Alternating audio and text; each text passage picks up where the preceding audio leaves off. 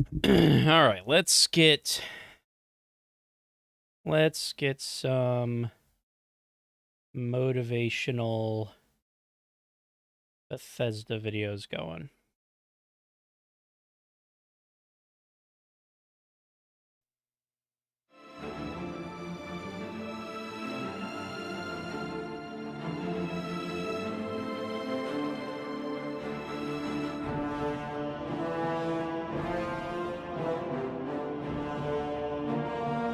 Uh-huh.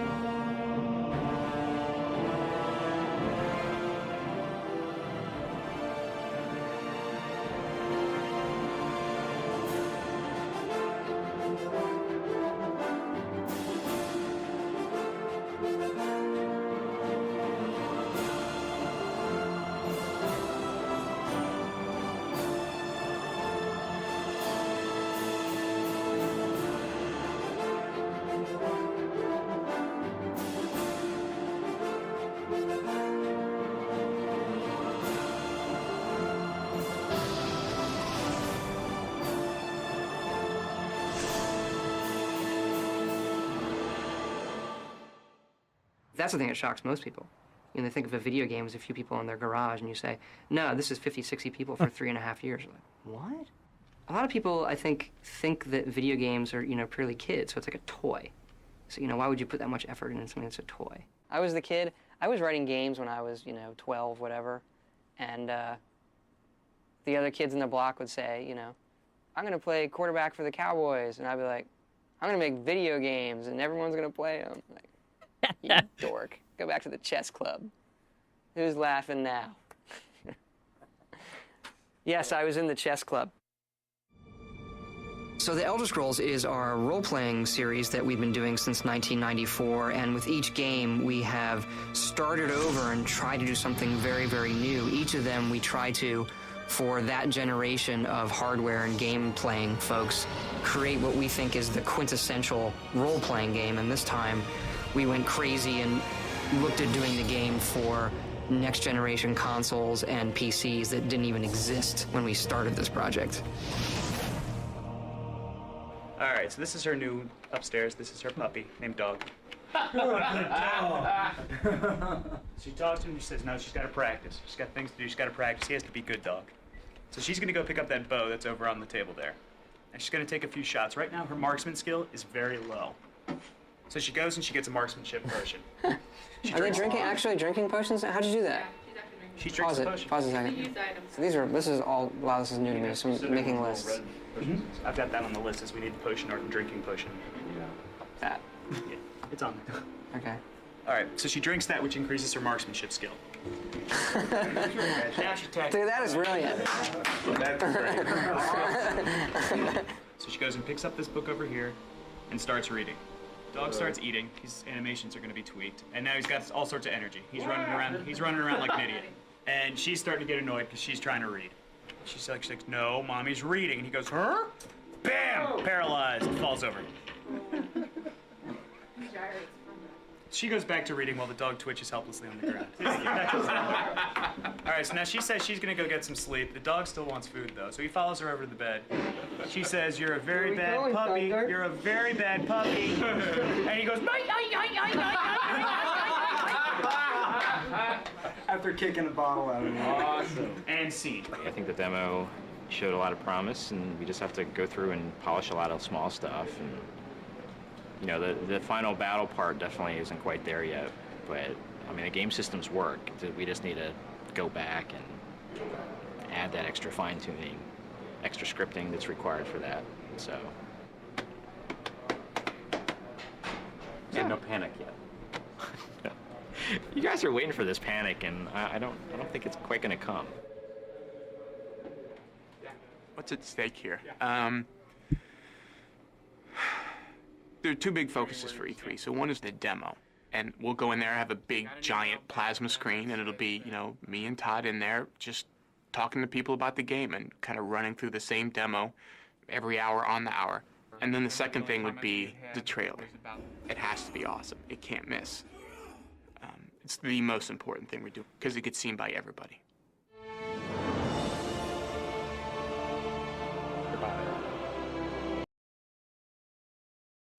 So, as you can see, lighting in Skyrim isn't actually done by the source. So if we look at this candle isn't actually giving off any light of its own. We have to add the source using our own methods. Thankfully, this is quite easy to do. What we need to do is go to World Objects and then Light, and that's going to give you loads of options of different lights. If you wanted to add a candle and tick and untick, technically this doesn't make sense to me. Ticking it should make it look like this, and unticking it should look like this, but that's not how it works. Basically, you don't want it to be this very bright thing. You want to tick that and make it look something like this. Important for lighting, but it will be important in a minute. The lighting button, you can tick and untick. Technically, this doesn't make sense to me. Ticking it should make it look like this, and unticking it should look like this, but that's not how it works. Basically, you don't want it to be this very bright thing. You want to tick that and make it look something like this. And you can also tick a sky sector, but I've not really seen a point in that. It's recommended, but I don't actually see why. If you don't want to work with that, don't worry about it. So, as you can see, lighting in Skyrim isn't actually done by the source. We're going to add water, we're going to add mist, we're going to add lots of cool stuff, and we're going to talk about how it makes sense to have one cell view window on the right to be this very bright done by the source. So if we look at this candle, this what but that's just because I like the colour it gives. You can mess around with all these, go through, have a look, and you'll find different lights that you like in certain situations. I like flicker. Actually, that's not how it affects button and level design and light. You want to add a bit of light to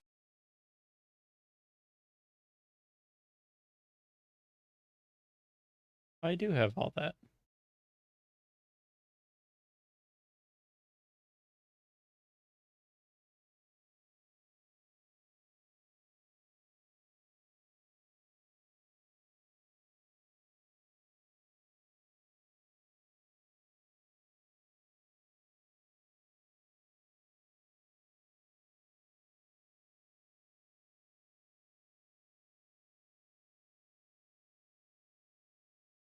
Okay. I don't know.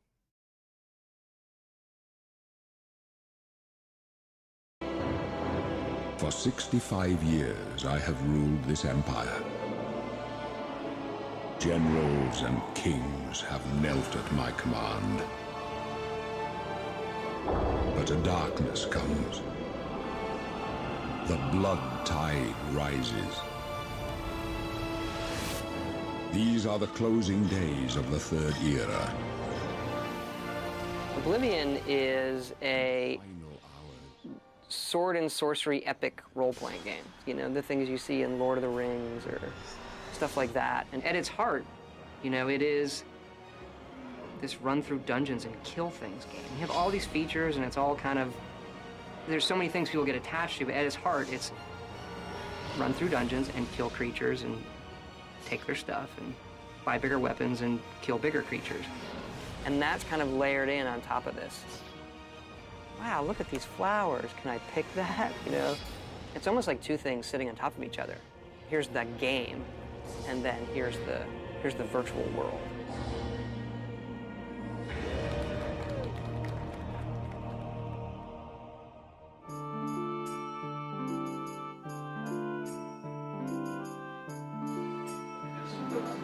Yeah, so like the triple R is perfect for like you want to give the player a chance to avoid it, to feel like they see it, or to use it against the creatures. Again, we'll be liberal with those traps. I'd rather add too many and have people complain and take them out, rather than have That's empty what I'm spaces. thinking right now with loot and creatures.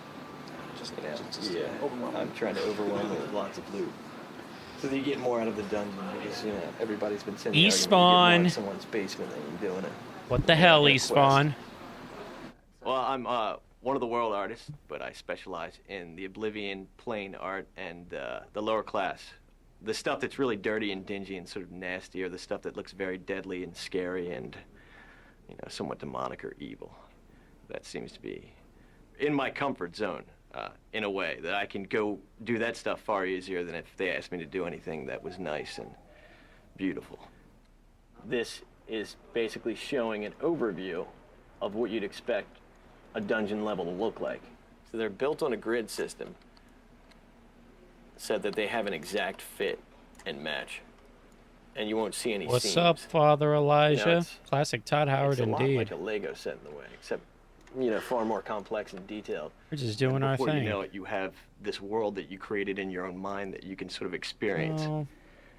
and feel the atmosphere and sort of the dread and the scariness of it. And this is where you find your first area that's inhabited by traps. So my goal is, I'm hoping the player will walk over to the treasure chest and walk through all 3 of these zones, therefore setting off all 3 of these traps up here, here, and here. I mean, I live a pretty normal life. I have a wife and 2 daughters, so it's very normal for me. But they exist in that world with me, like they're exposed to the monsters and to the films and all the stuff that I have in the house. I love the undead. I try to use them as much as possible. Just bring in one of these guys, Respect. pop them down, and so like this one only has 1 arm, or the other one has no head. I guess I'm sort of a non-conventional sort of person, so that I've always stayed away from the more conservative side of life. So I like the stuff that is far more, I guess, less mainstream. So it wouldn't just follow this route along the path here, but maybe it would take this route, and give it a little bit more lifelike behavior as far as the direction it's going to travel. But also give people questions as to why it's there and what it stands for, because that could be more interesting in what you read into it rather than the literal. What your mind imagines sometimes is far cooler than what the reality is of situations. I know the designers have a long wish list of art that they wanted, but you know what? I mean, if you don't get that unique looking sword, I think we can live with it looking like every other sword in the game, so. I'm waiting for Craig to do as usual. Everybody stop coding, I'm gonna fix this. Just 2-step. 1 step forward, 2 steps back. So I'm gonna make everybody turn around and we'll start making some progress. Sounds like that guy was in the military at some point. I think the big thing is the AI we have in the game. We designed this system, Radiant AI, that allows the people in the world to react really intelligently, and they sort of have their own goals, so they can look at their environment around them and decide how they want to accomplish them. Our NPCs exist no matter if you're there or not. They're doing what they're supposed to do. You can send a guy off to a dungeon to kill stuff, and you don't have to go with him. You go back to that dungeon, either he'll be dead or the things that he was supposed to kill will be dead. I mean, it will have happened whether you were there or not. Like this guy, I can basically go up to him and say hi to him, and he'll greet me. He'll chat with me. His aggression is like a 5. I'm gonna give him a higher aggression. So now he really hates my guts. He tremendously hates my guts. So we're gonna move over here, and he's immediately gonna go combat with me. The guy behind him's a guard. So he committed a crime by attacking me, so the guard will attack him. These other guys are just trying to stay away. So eventually he figures out the guard is a much dangerous target than I am, because I haven't struck him once, so he'll fight the guard. But the good guard saved me and kept me from getting killed. One of the initial things we had was we turned it on so the guys could all do their stuff, and some guy went around town, some NPC you couldn't even see, went around town and bought all the armor. So when you went to the stores, there was nothing for you to buy. It's like a ship that's bringing all these water leaks, and we're constantly filling them up. Did you realize the player can easily steal a horse, ride it to this guy's place, leave it in his house, and steal all his money when the other guy goes out and tries to ride the horse, and hilarity ensues. When you have something that's powerful, it has a great capacity to be really cool or a great capacity to really make insanity. They're my actors, they're my children, they have to behave properly. When they're not acting right, everyone comes looking to me. So yeah, I talk to them, and I have them set up and know what they do. And yeah, it's kind of odd.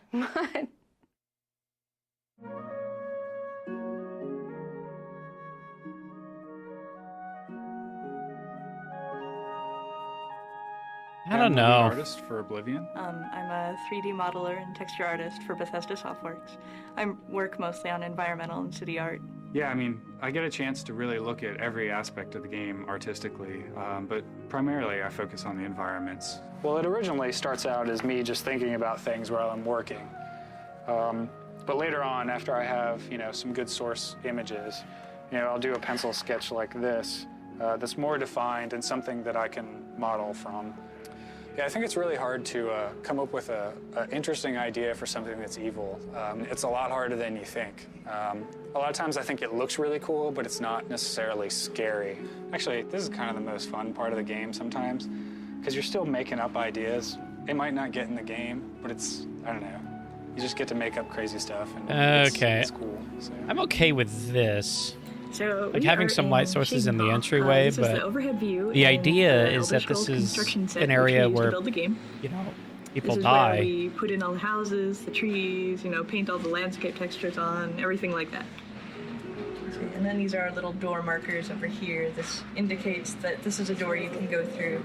There are a few things that might not look like doors. Like, people come in this cave and they are. die This because well behind the of abandoned Golgan. house might be used for nefarious practices, or it could be a secret door.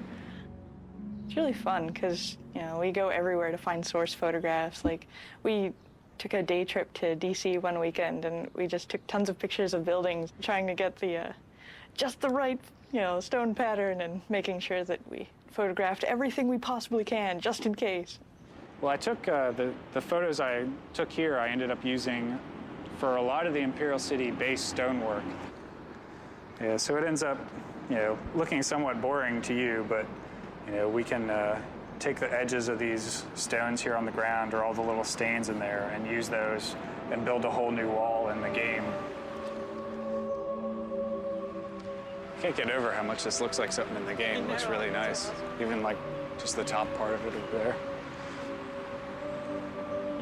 there. Actually, a hard thing to find generally is just finding nice patterns, just, you know, architectural details, just things that we can put into a building to give it some more decoration. A really good example is you can see the coffered ceiling, and I tried to build something just like that in the temple in the Imperial City. So I tried to recreate something, you know, very similar to that. It's actually the top of a dome, but I'm using it for the top of an altar instead. So once I add all these different layers into it, it's more like the final texture. You know, we've been able to make this living, breathing city that's like actually there. It's like, man, I totally live No here. way.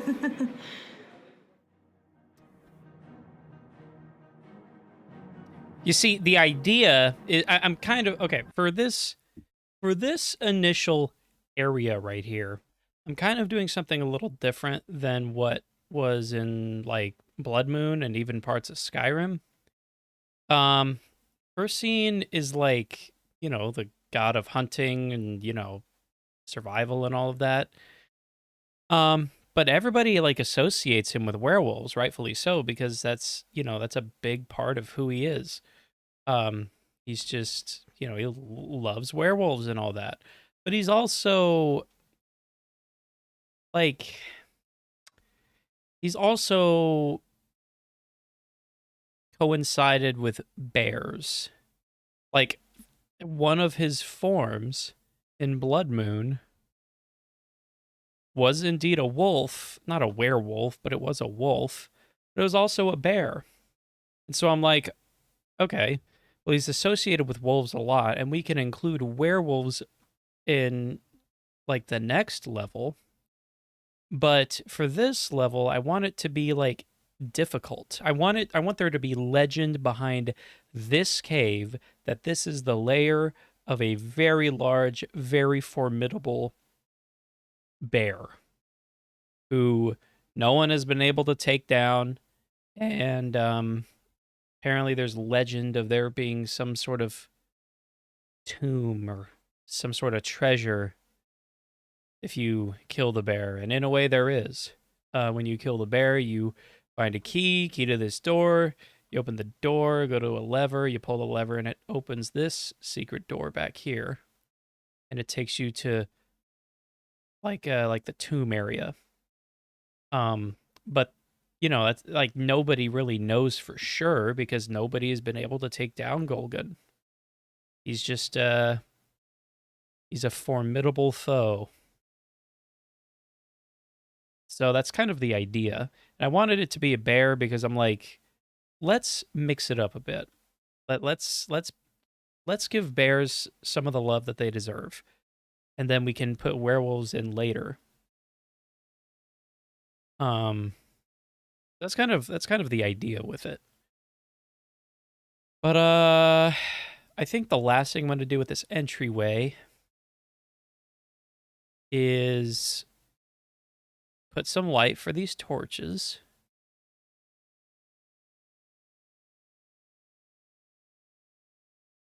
And then we'll start cluttering this. We'll start cluttering this room. And depending on how far we get, we may start cluttering this room too. Kind of depends. I know there's probably... Oh, there is a hole up there. I didn't even notice that. So why is there a hole there? I could have sworn there was once not a hole there. Whatever, it's easily fixable. But I don't want to get distracted. Let's do this real quick. Light. Torch. Oh, ice torch.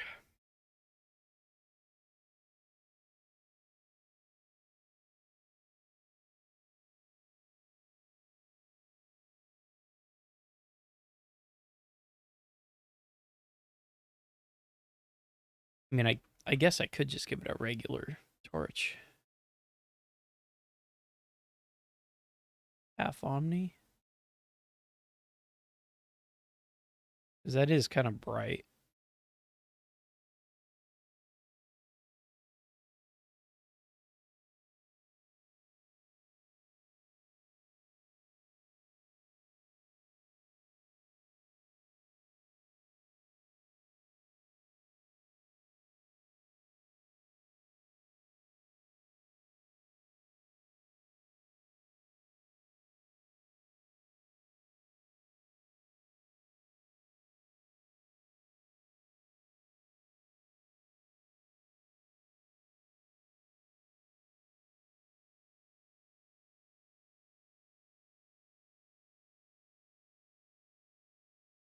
Boy, light is really hard to find.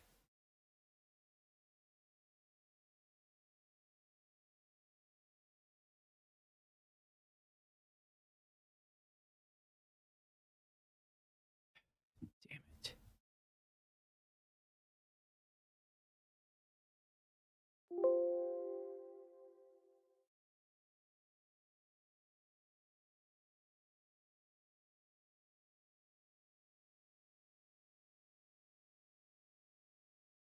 Why would you do that?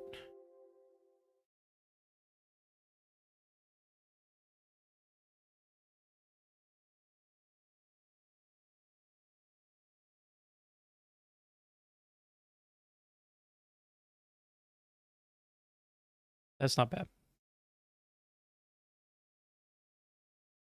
One sec.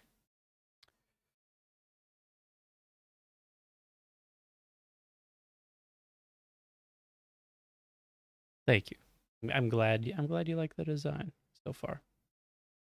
Still got some work needing to be done, but you know, it's always the case. Now, that's not bad. All right, I just want to see how it is in the game real quick. Take a second.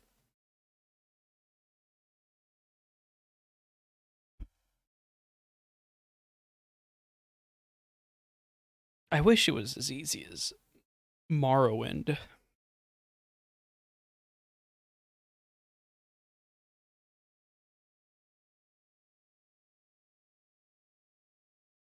Morrowind just loaded so quickly.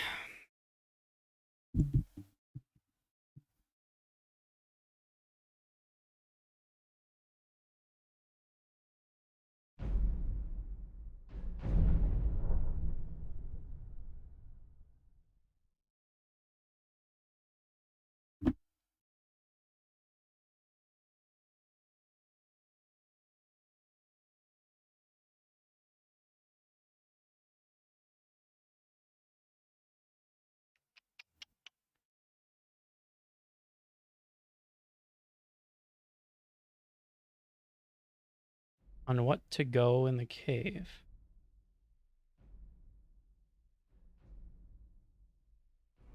I think there might be some. I think there might be a One sec.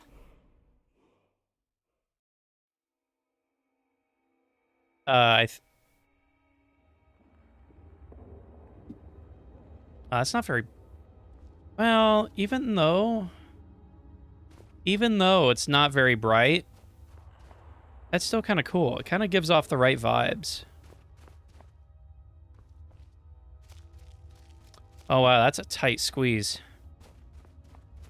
That is kind of what I was going for, but that's still... Now, the question is, what am I getting stuck on? Am I just getting... That's problematic. If I got rid of this mound, which does kind of look odd, I just didn't like the weird dip. But maybe it's necessary. Maybe it's a necessary evil. I know, right? That is definitely New Vegas. I might just get rid of that. I definitely think I need to bring that one forward. That also looks weird.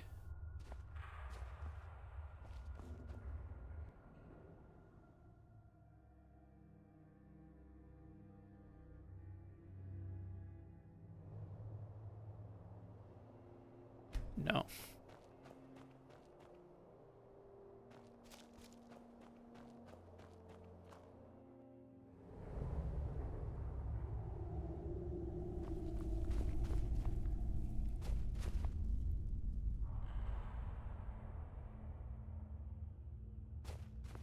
See, the thing is... Well... Maybe I can get rid of these as well. Oh, there was a reason I put it there, though.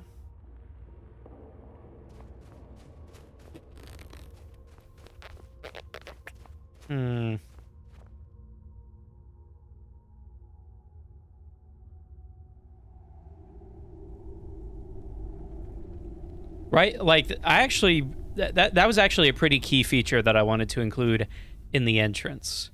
Because I wanted somebody, if they stumbled...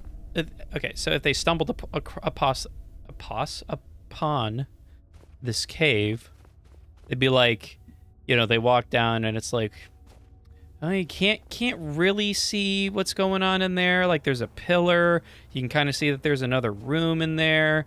And you walk inside. I'm pretty sure it's this dirt mound right here. I gotta get rid of that. Yeah, that's off-putting right there.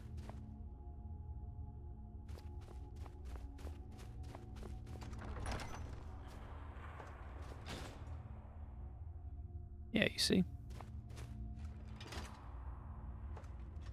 Yeah.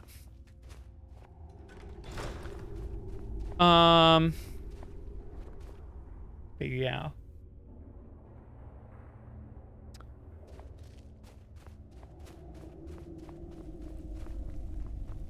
And I wanted it to seem like here, I wanted it to seem like there was some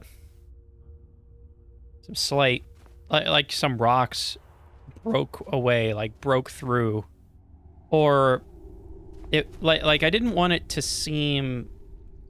I wanted the cave itself to seem natural, but I wanted it to be like there was once like a cave wall here, and that, you know, either the bear, God, that needs to be fixed too. I can see that crack, but that's why we're here. We just needed the skeleton, and now we have it. But anyways, I wanted it to be like, okay, they broke through there, started digging or whatever, found a new cave. It's a big-ass cave, which is like the idea.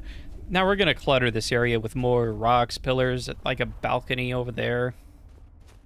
But obviously you need a big space for a big bear. But, yeah.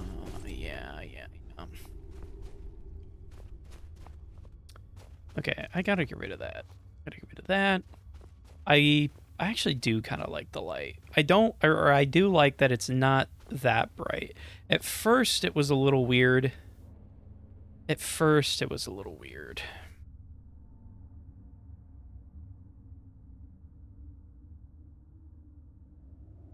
Like I walk in, I turn, well, I loaded in, then I turned around and, I was like, oh, that's not very bright. But it is a cave after all, and it shouldn't be that bright. And these torches probably aren't going to light it up that much.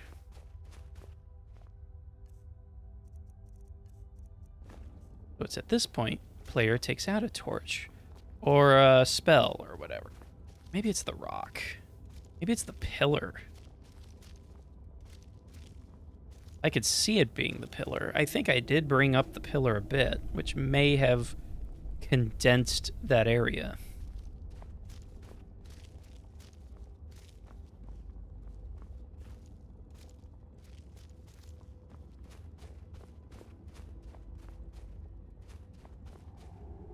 I think all I would need to do is push probably this one that way a little bit. Or maybe bring it down.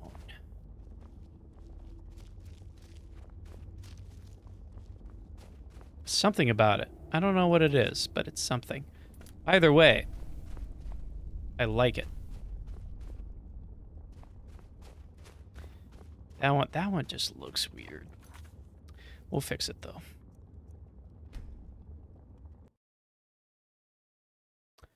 Okay.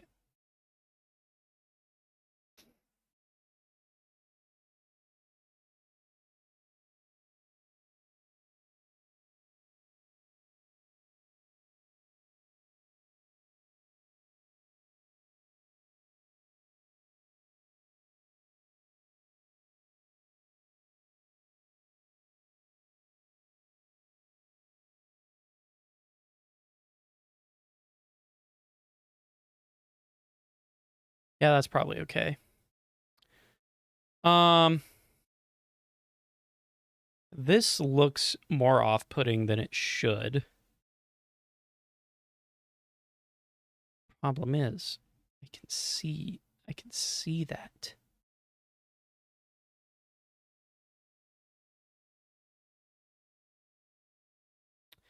I see that in game though.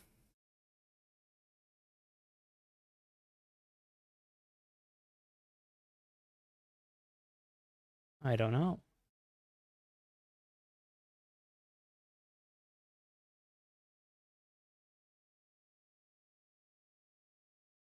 A torch.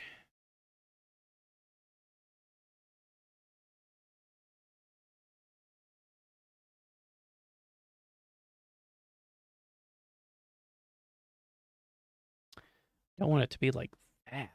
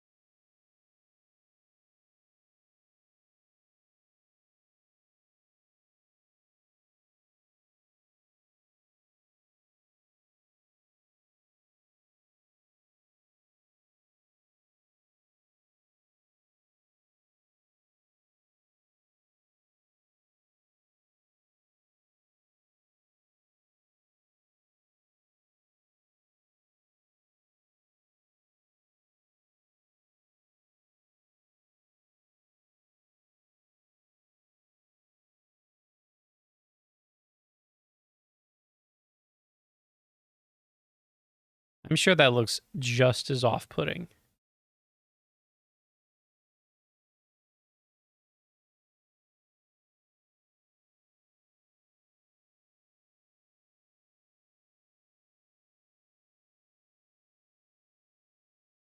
Well, we need one that's not so wide.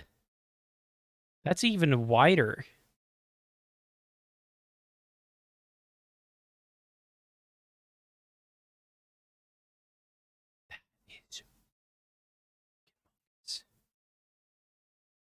But maybe exactly what we needed. Maybe.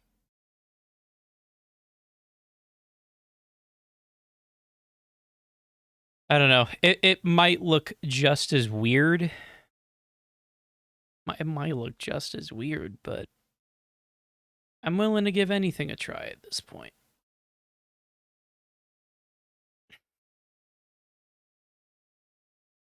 All right, if I just get rid of that. Bring you back down.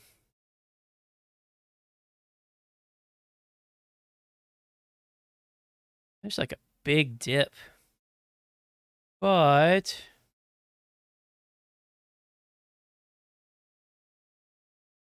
probably still okay.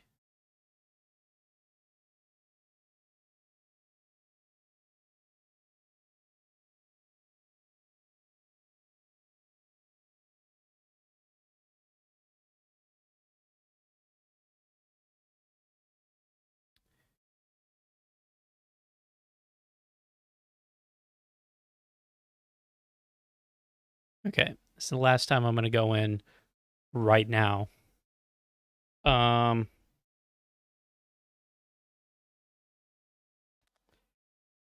mutant base. Oh, dude, that's a great idea. So, listen. If I achieve my all-time dream of being a designer at Bethesda, which, I mean, I totally plan on doing. Like, I'm totally motivated for it. I hope you don't mind me stealing your idea. I give you credit for it. You know, if it's in a Fallout game, like it's in Fallout 5, then you'll know, oh my god, this was my idea.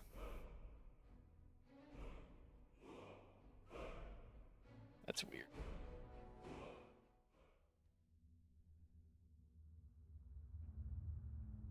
Oh, that looks better. That looks a lot better. That still looks kind of weird. It does look kind of weird.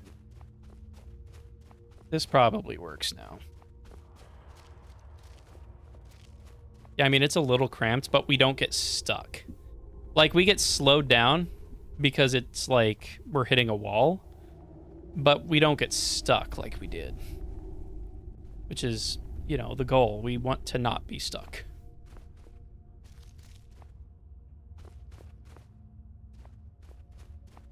It's a great idea. Honestly, I really love that idea. A mutant base with a behemoth overlord.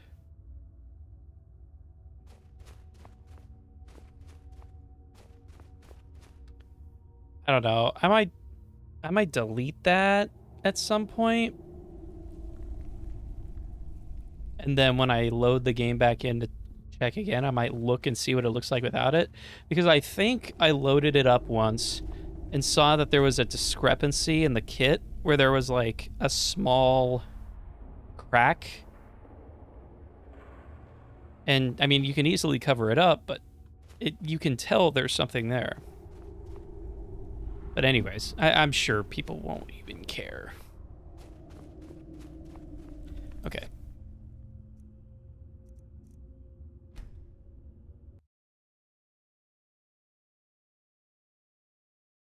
That's great. Oh my gosh, that's great. You know what? That's how I'll credit you for it. I will literally put like a Father Elijah item there. It's got to make sense lore-wise, of course. Depends where it's set. So like obviously if I'm working there a long time, I'll probably be involved in developing a few Fallout games. I'd have to put that in somewhere and then put in like a Father Elijah. You know, could do like a hollow rifle or hollow tape or something. I don't know. That's a great idea. You know, like doing Father Light. Did I put that there? Obviously, I put that there at some point. I don't remember putting that there. Oh, I forgot about my icicles. Okay. Let's get to cluttering this room. Probably is only going to be this room today.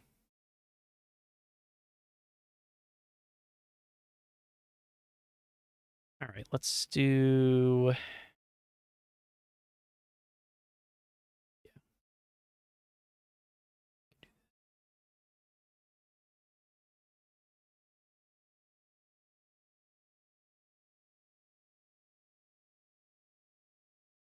And you could tell everybody. Ice caves are weird, man. You know, I kind of regret now and have been regretting making it an ice cave, but I'm way too deep in now. And plus, it wouldn't make sense to do a green cave because we're doing this in Solstheim, where Mortrag Glacier was. So, I mean, it has to be ice. It cannot be a green cave. Otherwise, that would be too weird. Too weird. That's good. The fuck is a shelf? Cave shelf.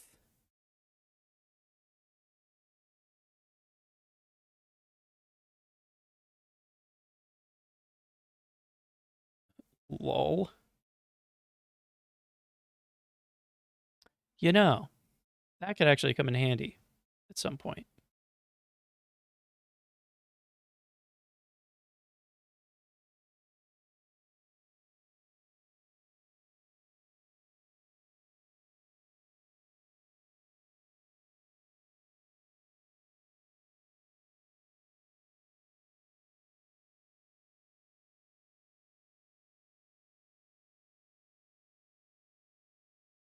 You know, if I do keep that in, I probably put it over here.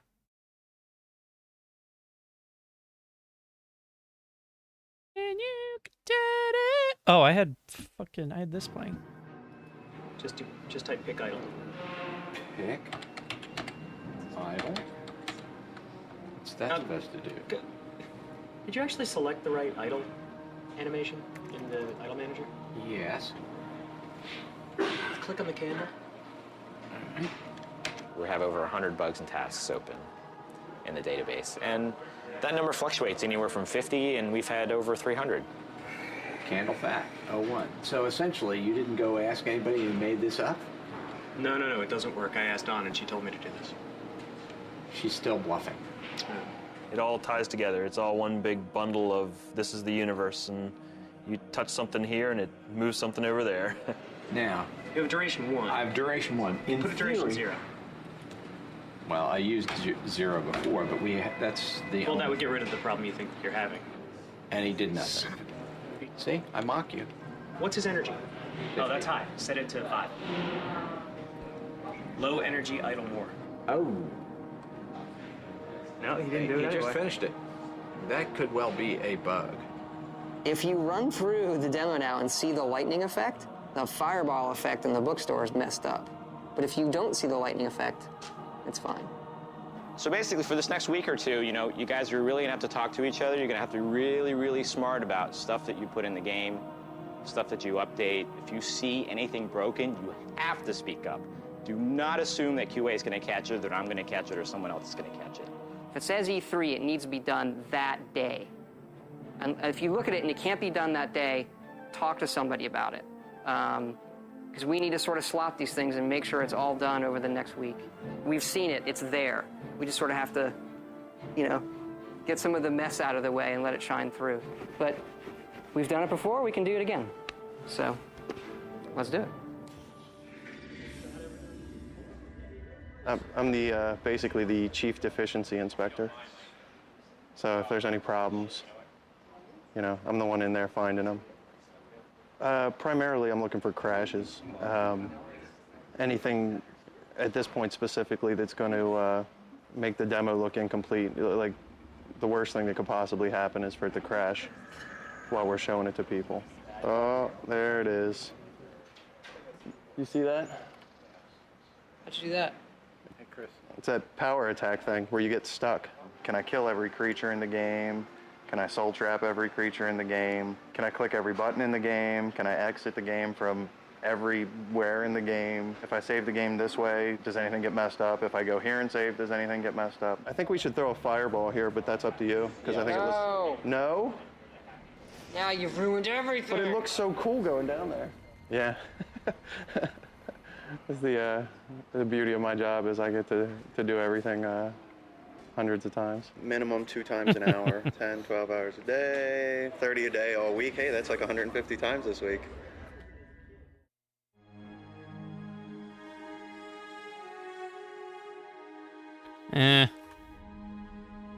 My name's Christiana Meister. I'm the lead character animator. I basically take care of all of the characters, creatures. That is the complete opposite of what I want. My particular favorite is the Again, horse. the complete opposite you of what I want. Study the skeleton and you know exactly how it should move. You go to biped, and then you just drag a box and create one. Okay, so that doesn't look anything like a horse. You have to then create the structure by scaling the bones, rotating them. I mean, it looks really crazy right now, but you start off with your base skin and try to match up your skeleton with that. Now you can see here what I've done is put movement throughout the entire leg, but that doesn't react with the rest of the body. So then what you need to do is make sure that the rest of the body reacts to that movement, because it does in real life. If you move her head, you see the hind end actually moves. Everything's connected. You know, there's not one joint that you can just move independently, really. And here's a horse that I can get up and ride. I have to get with the character animator on this riding animation. It looks uncomfortable to me. Whoopsie daisy.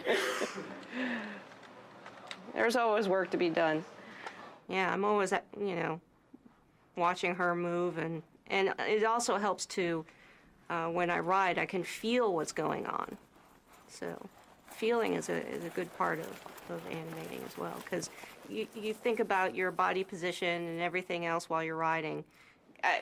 I don't know, people are not my forte, really. I like thinking about the 4 legs instead of 2 legs. I know there are people that are completely the opposite, but I don't know.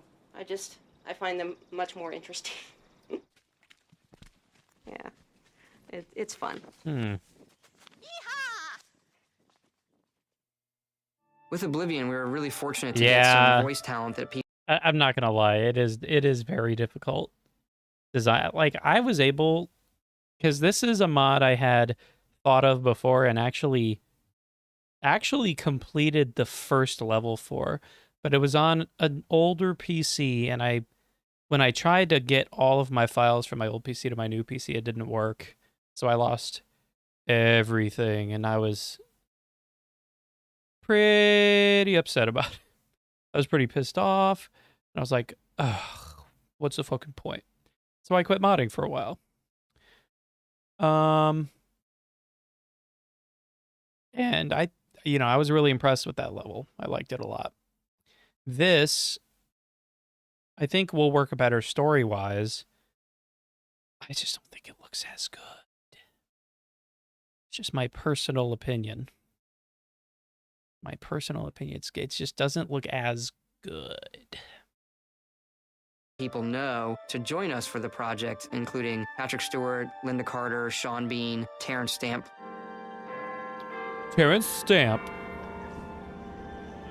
I'm always anxious about getting her late. God, if I miss this.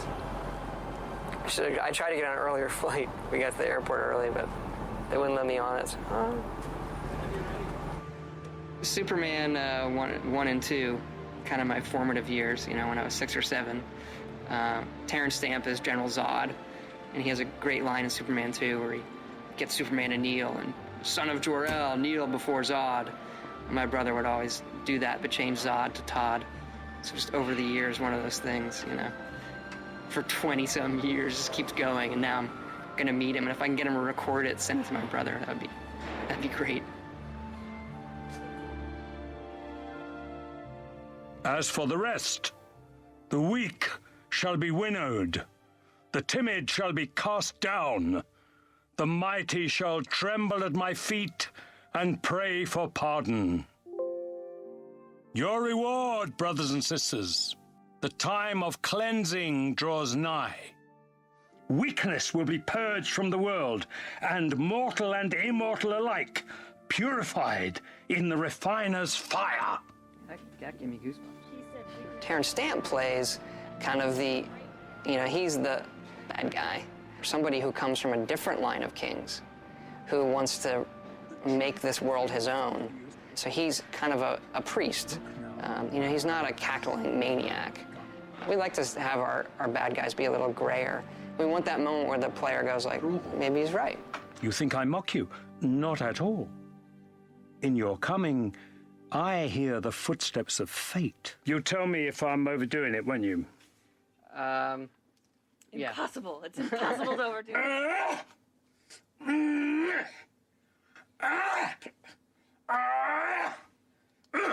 Yeah, it's kind of like he said while we were there, the character just came out of him. It's like a very serious, serious voice. You know the guy at the other end of that is serious, you know. But if a god can die, that's the how worst. does his heart survive? When we wrote this role, I called them and I said... I also had a Minecraft world that I lost once due to that happening. I don't know if he does... I had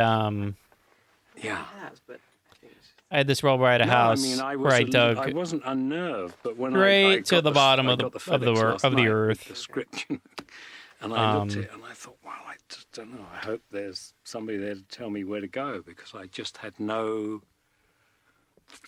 I didn't. And I started know, making the like, floor the area of it. Like I didn't know the out area of like performance. diamond.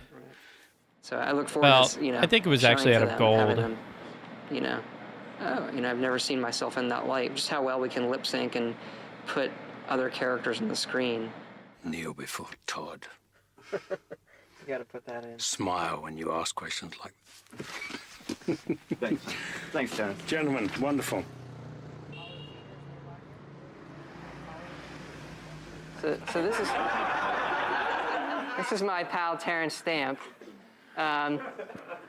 He's never done a video game before or any type of voiceover, and he was really, really excited to do it. He was really, really into it. He was literally like when we were recording him, you know, leaping around doing the combat stuff so much that they couldn't record him. He was moving away from the microphone, you know. I've heard rumors about the With Council of Linda, Mages she consorting played the with Nord outside females in Morrowind, and she came back for Oblivion to do the Nord females again. I played the Nord women, the Nords, and they are, I guess, a Viking-like race, and the women are fantastic warriors. And Linda Carter, very renowned self-confident. actress. You know, her voice and who she is fits perfectly with that role. I'd stay inside the city walls if I were you. There's no telling what's going to come out of that gate. Of course, the next guy is my wife and I with Patrick Stewart, who's equally as good. Ken had written a bunch of notes for Patrick Stewart on the character, very, very long, referencing things Stewart had done before. I thought was embarrassingly long, actually. But I forwarded it on here, sent it to Patrick, and Patrick came in and said, I got the notes on the character, and I was sort of like, and he's like, never in my life doing any role have I gotten such detailed notes, and I loved it.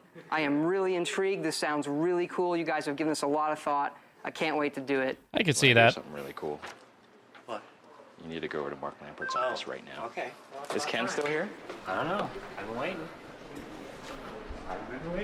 Just imagine the best it could be. It's even better than that. Yeah. I think you want to come over to Mark Lampert's office right now. What, is it good? Where? It's in Mark's room, the sound room. On my way. I was born 87 years ago. For 60 Totally nerding out. I love it. Tamriel's emperor. But for all these years, I've never been the ruler of my own dreams. He was selling the product like, a reverend standing in front of his flock, which is exactly the tone I wanted. I mean, Patrick Stewart.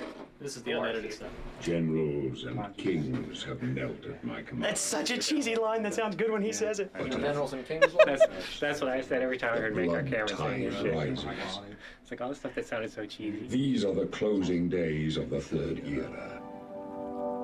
And the final hours of my life. I don't know, like, if we could have picked, there isn't another actor we could have picked who I'd be happier to write dialogue for. Like, seriously, like, I geeked out over Star Trek for years. You know, it was on while I was in college. And we literally, all my friends, I would sit around, we watched Star Trek. That is pretty and act geeky. like idiots.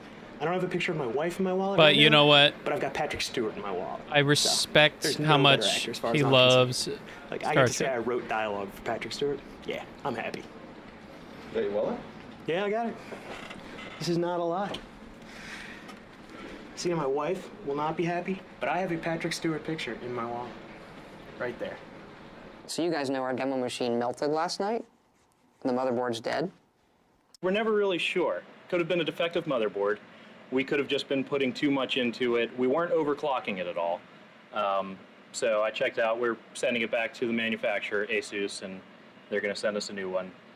So right now we have the code changing, we have the data changing, and now our hardware is changing. So the triumvirate of things changing is bad. Better now than next week. Normally, it'll crash to the Windows desktop, and you just start it back up and play it again. See, Well, this what I crashed in love, such a way that they actually had to just real quick, what I love about cluttering is that I can just space out, watch and listen to this making of Oblivion video and just pick and place things. And I'm like, yeah, that looks good. Move on. That's just what cluttering is. I love it. completely power off the machine and restart it. This happened several times throughout the day, and finally on that last one, it just didn't come back on. By the way, the end of the demo is completely different. If those of you who weren't here on Friday, we changed the ending. It's way more dramatic. Feed me, Lord. You have to do all the kids too. I think it looks cool when I block him. I mean, I think the end is the best part now. And before, for me, it was, the worst part. And now I think it's the best part. I don't know if that's the newness of it. But it's got good, epic fantasy demon stuff at the end, which I think the kids like.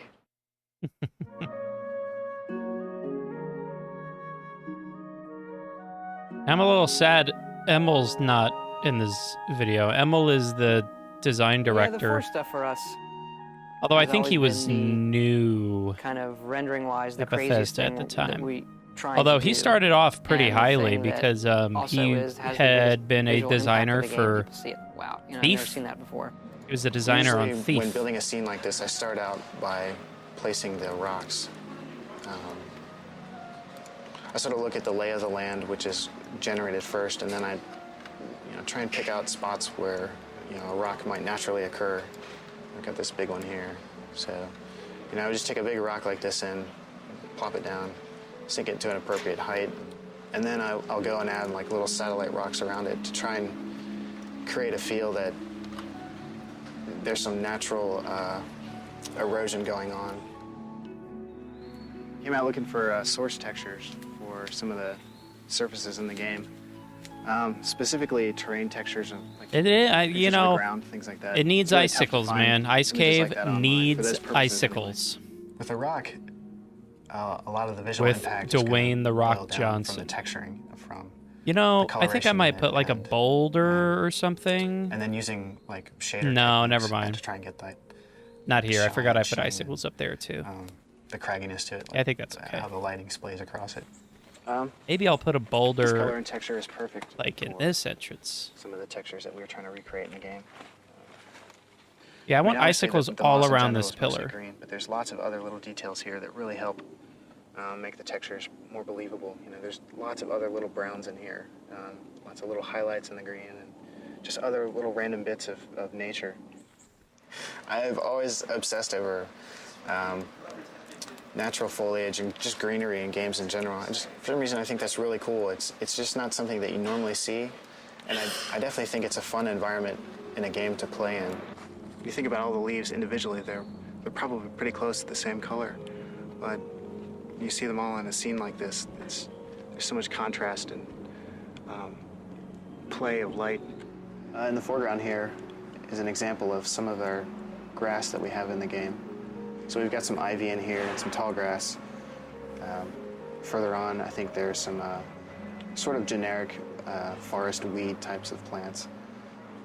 They really add a sense of movement and life. Like, it really makes the ground feel much more organic than this flat, textured surface might. There's kind of a quiet solitude about it, where there may be lots of cool and Solitude? interesting things going on within the game, but you can sort of know that it's I in love its own little Oblivion, pocket, man. so to speak. Yep. It's kind of Man. isolated from reality. A fun fact about me and Oblivion, I had started playing Bethesda games with Morrowind, which I have also made a couple mods for. But Morrowind was the first Bethesda game I played, one of the first RPGs I ever played, and I fell in love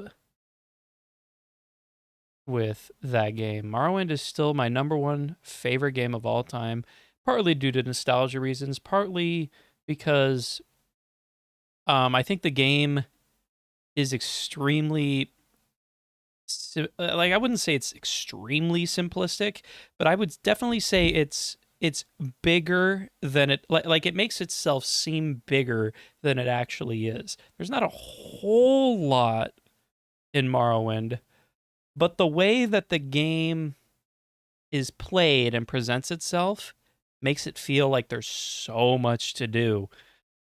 And I think that I think that kind of level of sophistication is what makes Morrowind stand out to me. Like, for example, they kind of hold you off from doing things in the main quest until you level up. And you level up by doing other quests or, exploring, doing stuff like that. I love that about Morrowind. It makes you go do other things besides just the main quest line. I love that about it.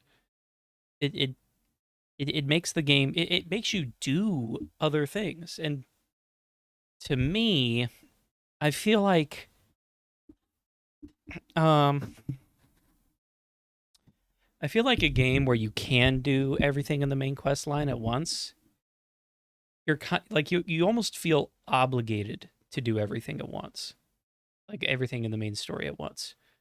Now obviously there are exceptions, because obviously there are games that are so good where you're just like, I'm just gonna go do side quests all the time. Like Skyrim was one of those games too. I finished the main quest line of Skyrim not too quickly, because all I did at the beginning of Skyrim was I did maybe the first few quests so I could understand, shouts and getting souls and all of that. And then I just traveled all around Skyrim looking for dungeons and places where I could go inside and, fight, level up, do all that kind of stuff. And I did pretty much all the quests and all that jazz. And I just, it's great. And I just did the same thing for Skyrim, or excuse me, I did the same thing for Morrowind, did the same thing for Oblivion. It's just like, I went around and did things. But it was easier for me to do in Morrowind because it makes you do other things. You can't really continue with the main quest until you get experience, level up, and do other things, which I like. I like that about it. Some people are like, oh, that kind of stalls my progress, and some people don't like that, but it's just something that I like personally.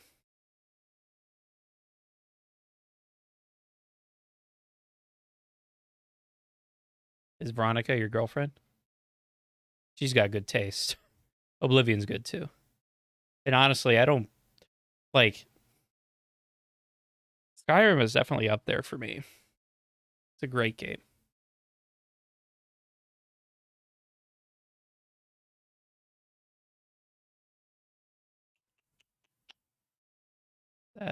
Yeah, it is. Okay. But yeah, to me, Morrowind has this level of sophistication, not only with that kind of aspect of the game, but also with how its characters present themselves. Like, guards, guards feel more rugged, feel like they have more authority.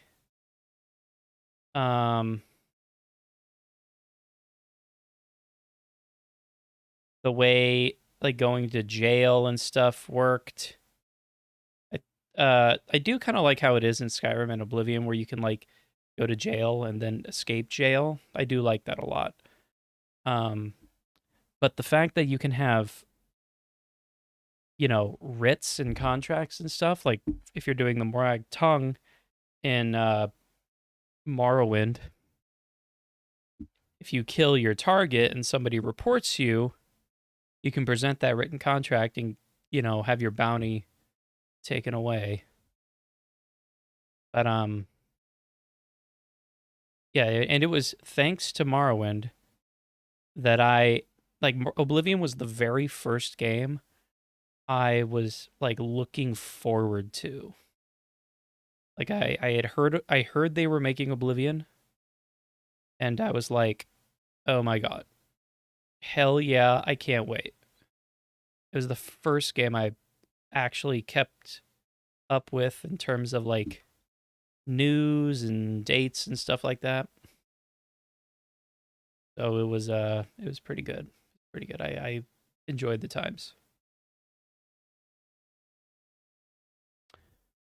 Around you. It's really nice when they're cluttered with lots of interesting things that, you know, fool you for a second into thinking that you're in a real world.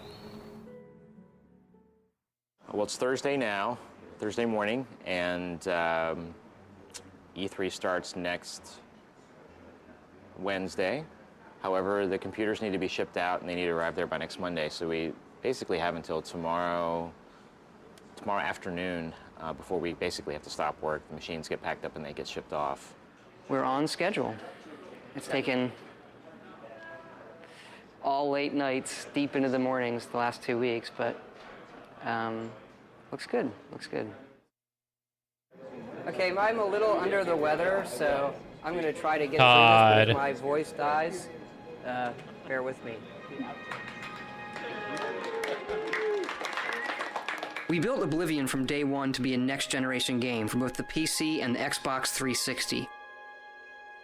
We've always tried to make our worlds come alive visually, but Oblivion takes this to new levels. It really does. Our artists have painstakingly modeled over 9,000 objects. There are 9 main cities in the game and dozens of smaller settlements. Over 1,000 NPCs live in Oblivion, all with their own schedules and jobs. Good morning! Oblivion features over 50 hours of recorded dialogue, all lip-synced in real time. They say the streets run red with blood, and the Daedra will soon overtake the entire city. The voices fill half of the game's DVD. Please, come on upstairs with me.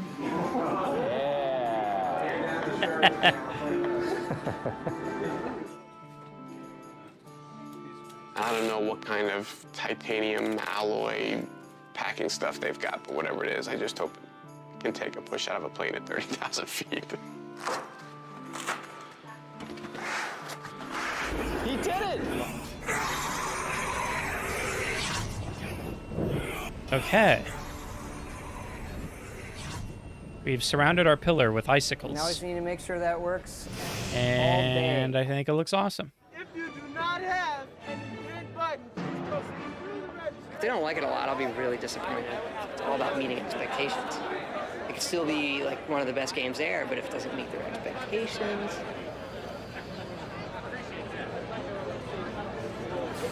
What time we start?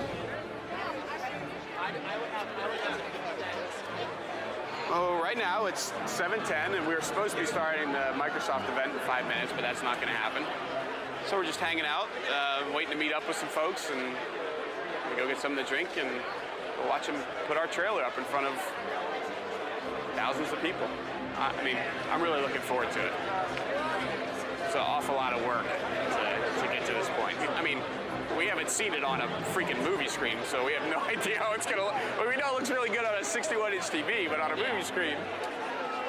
But if it looks as good as we know it can, and if it's and if the response is really awesome, I mean, I think it probably may be the greatest professional moment of my life. So how about this? How about a brand new, full-featured, next-generation role-playing game in the launch window? Morrowind was one of the best-selling role-playing games ever on the Xbox. The sequel to this incredible game is called Elder Scrolls IV: Oblivion. It promises to feature one of the largest open-ended worlds ever created for a video game. It also includes thousands of characters that are governed by groundbreaking AI. These characters eat, sleep, and complete tasks all around the clock. And they make their own choices based on what's going on in the world around them. Welcome to the world of Oblivion.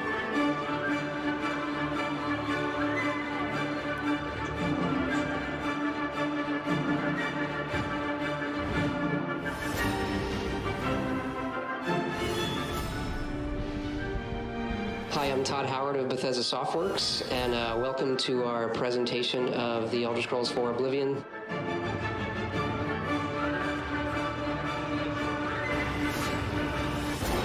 This game looks unbelievable. It actually has trees, unlike Vardenfall. The whole first level of the game is a prison break. And through your actions, it really determines what kind of character you'll be. I mean, sometimes I worry that games are going to get so realistic looking that I won't want to play in them because they're too real, and then I might as well just be at home. Only this was a pretty good case for hyper-realism because the forest was gorgeous.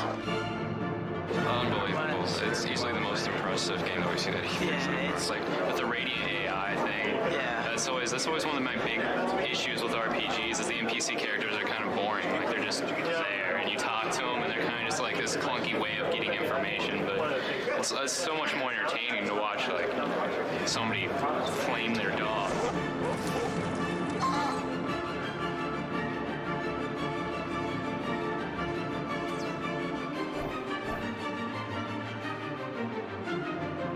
Oh my God, have you seen our booth? It's off the hook. Fans of the series, they're gonna go nuts. They're gonna love it. Morrowind changed my life. I don't know about that. Maybe it didn't change my life. I put in a lot of hours. Took away a lot of my hours.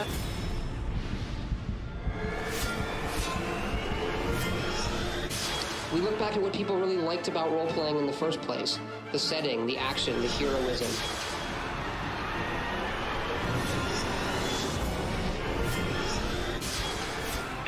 When that guy came, I don't know if you've seen it or not, but when the guy came out of that Oblivion portal, that was cool. He was so cool.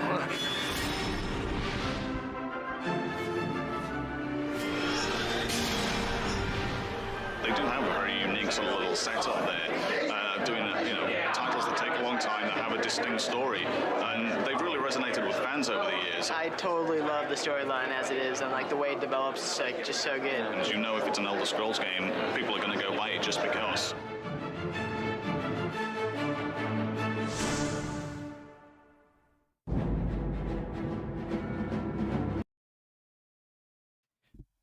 That's always a great video.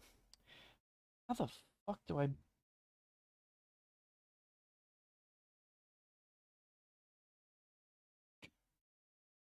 Oh my god. Alright. I just gotta watch this real Landscape editing. the land. It's usually through the water. Hit the H key to open up the landscape that flatten vertices and soften vertices. Fall off controls the hardness. I see. You can adjust this while you're using it by using Shift and the bracket symbols. A 50% fall off for this tutorial is fine. In the render window, hold the left mouse button down and move it upwards. Do this until the terrain breaches the water's surface. You can shape your terrain as you see fit. Oh, fucking awesome. Okay, so that's how people make like new islands and shit. I get that. That's cool. Bedtime never changes, Father Elijah. Have a good night. Have a happy Easter. If my next live, my next live might be this weekend. It is Easter weekend, and I do have, unfortunately, an ungodly amount of Easter plans. But I also do want to continue working on this quite a bit. So I want to try and find time this weekend, so we'll see. But if not this weekend, then definitely on Monday. So bedtime never changes. Father Elijah, it's good to see you.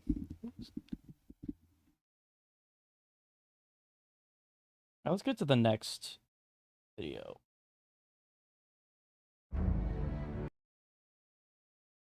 Okay. This is kind of a short one, but it's Starfield related. Hi, I'm Jess Finster, Community Director, and I'm Jess. I think I have that. Oh, maybe I don't anymore.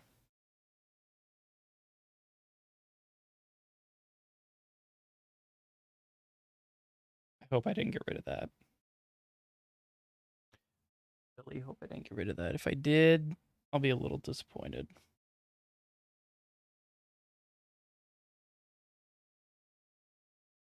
Welcome home poster from Fallout 4. Yeah, whatever. Hi, I'm Jess Finster, Community Director, and I'm here visiting Bethesda Game Studios, where the team is hard at work on Starfield. I just want to say how grateful we all are for all of the feedback, support, and questions that you've been sharing with us on Reddit, Discord, This Twitter. isn't technically so landscaping or a landscape, so. In our new series. So let's get started.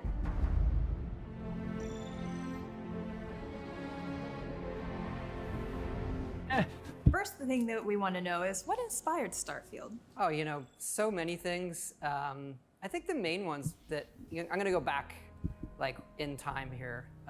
Sundog is a big one. Amazing game, kind of like the science fiction game when Ultimas were out. It also had this parcelless interface, kind of one of the first games where you're moving objects around and putting them together, but great game where you had your own ship and you could explore around that I loved. Another one, this is a kind of pen and paper role-playing game at the time where, you know, D&D was getting popular, is this game Traveler. Traveler was a little more hard science fiction. Other thing there, it's one of the first games I programmed on the Apple II at the time. I really wanted to make a Traveler game. It was also my first time realizing that computers had memory that you could run out of. I can already see the comments, people saying, you've been running computers out of memory for 40 years now. But that's an easy comment, everybody. You can do better. But those are the big ones, hearkening back to those old role-playing games that we loved. And hey, can we pull off something like this with today's computers and consoles, and et cetera? You mentioned hard space or hard sci-fi, and I know that that's one of the things that's been hotly debated in the community. Is Starfield considered a hard sci-fi? I never quite know, like, because that's always like, what do they think it is if you say yes or no? I think it is more hard to us, hard science fiction, where you can draw that line from, okay, here's how man explored space, and you can like even look at our ships and say, all right, that has some, you know, visual identity back to that. But it's a trap question because it's a video game, right? Like a hard science fiction video game would be, you die in space cold. And a good example, we were really into fuel and how the gravity drive works. And like, I'm reading papers on like quantum physics and, you know, bending space in front of you. You don't actually warp, you bend the space, you bring the space towards you. And so when we were playing that, it became like very punitive to the player. Your ship would run out of fuel and the game would just stop. You just want to get back to what you're doing. So we've recently changed it where the fuel in your ship and the grav drive limits how far you could go at once, but it doesn't run out of fuel. Maybe there'll be an update or a mod that allows that, but that's what we're doing now. Constellation members are excited about the character customization and the traits in the game. Can you talk more about what players will experience with the traits? I love our trait list. It's super fun. But each one obviously comes with some sort of negative as well. And we have a way in the game, kind of an activity or quest you can do to remove that trait, as opposed to, don't like my character, I want to start over. Each of them are something like that you can solve that removes the entire trait for the rest of your playthrough. The last question, we have speech checks and dialogue that reflect your character build. Do you want to expand upon that at all? Yeah, look, we've done a lot of different dialogue systems. We've gone back to kind of I'll call it like a classic Bethesda style dialogue with you're looking at the character and how they emote. You have a series of choices there. The scope of the game, the amount of content we're making is a bit more than we've done before in terms of quests and things like that, but the depth in some of this stuff with the dialogue, we just passed 250,000 lines. And so that's a lot of dialogue, but we've gone through it and the impact is really there. And that includes my favorite speech persuasion system. You're not talking us out of this score. It feels like it's part of the dialogue, but you're spending points to persuade them. You willing to give up the ship? Just like that? It feels natural, not like I've entered some other mode where I'm not doing regular dialogue. It's just I'm in this mode of persuading you to get what I want. Having a way with words might prove useful. That's it. That's all the questions that I had for today. Yeah, this has been great. You know, everybody out there, keep it coming. We do really read it all. And also we look forward to showing you more of the game in the future as well. Thanks everyone for tuning in. That's all we have for today. But don't forget, you can submit your questions at the hashtag below. See you later.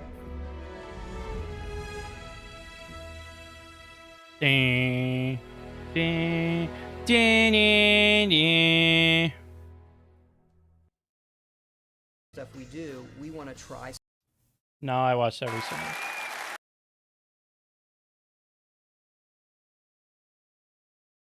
I kind of watched that recently too. Can go through the game just blowing everyone away at a moment's notice. They can level whole towns. They can kill everyone all the way up to the very end of the game. And we also want to make it possible for those that want to be very pacifistic and more speech-oriented and try to be a good and all-around good person. They can just leave the story, go off into the desert, go into some crazy vault, come out, just pick it up again. They can shortcut parts of the story.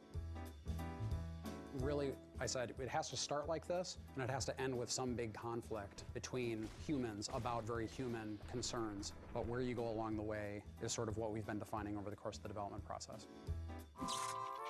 Another thing about the Fallout quote-unquote story is what you try and do is just make sure that the characters you present in those environments, you want to give them a lot of depth. You want to give them a lot of purpose. There are too many characters for me to count how many we're introducing. This game is not, it's set in the future, but it's set in an alternate future. So we can take a lot of inspirational sort of figures from Vegas history and use them as sort of ideas for new characters or main antagonists. So one of the major characters, Benny, is sort of like, if you look at his sort of visual look, he's kind of inspired a little bit by Bugsy Siegel. Ring-a-ding, baby, ta-ta. We have a kind of enigmatic overlord of New Vegas named Mr. House, who is patterned after the historical Howard Hughes. Now, because of your carelessness, Benny has fled the Strip. Caesar is the head of this rather frightening faction called Caesar's Legion that's looking to conquer this region. I want Mr. House knocked out of the game. A quick 1-2 punch. These bizarre characters and their sort of twisted things that they do, it's a really big part of the setting. And it's important that even though we have these terrible situations that people are in, they're punctuated by these moments of bizarre humor. Please don't do no harm to me, mister. At least the way it's not in my face. All I got left is my rugged good looks. Because the people you meet at different points in the game can actually join you as companions and actually fight alongside you, that sort of gave us a really strong opportunity to have them reinforce the story. People are really going to enjoy our companions. Raul is very distinctive. He's a ghoul that has been traveling up from Mexico for like hundreds of years, basically, and just living in the desert. And so he has all these crazy stories to tell and really interesting personality. I'm not much use besides being a portable encyclopedia, really. I guess you could use me as a pack Brahmin. People really enjoy being part of certain factions in games, participating in the faction politics, and using their influence within an organization to sort of change the game world. You have these large factions that you're really going up against with very different desires. Like one is just, I just want to take over the world. One is, I want Vegas to survive and me always on top. They can side with the New California Republic in the war effort. They can side with Caesar's Legion. They can choose to support Vegas, or my personal favorite is that you sort of blaze your own destiny, and depending on the alliances you form with these factions, that sort of determines the future and fate of the world. The environment is genuinely reacting to what you do as the player. You have a pretty extraordinary amount of control over the outcome of the game.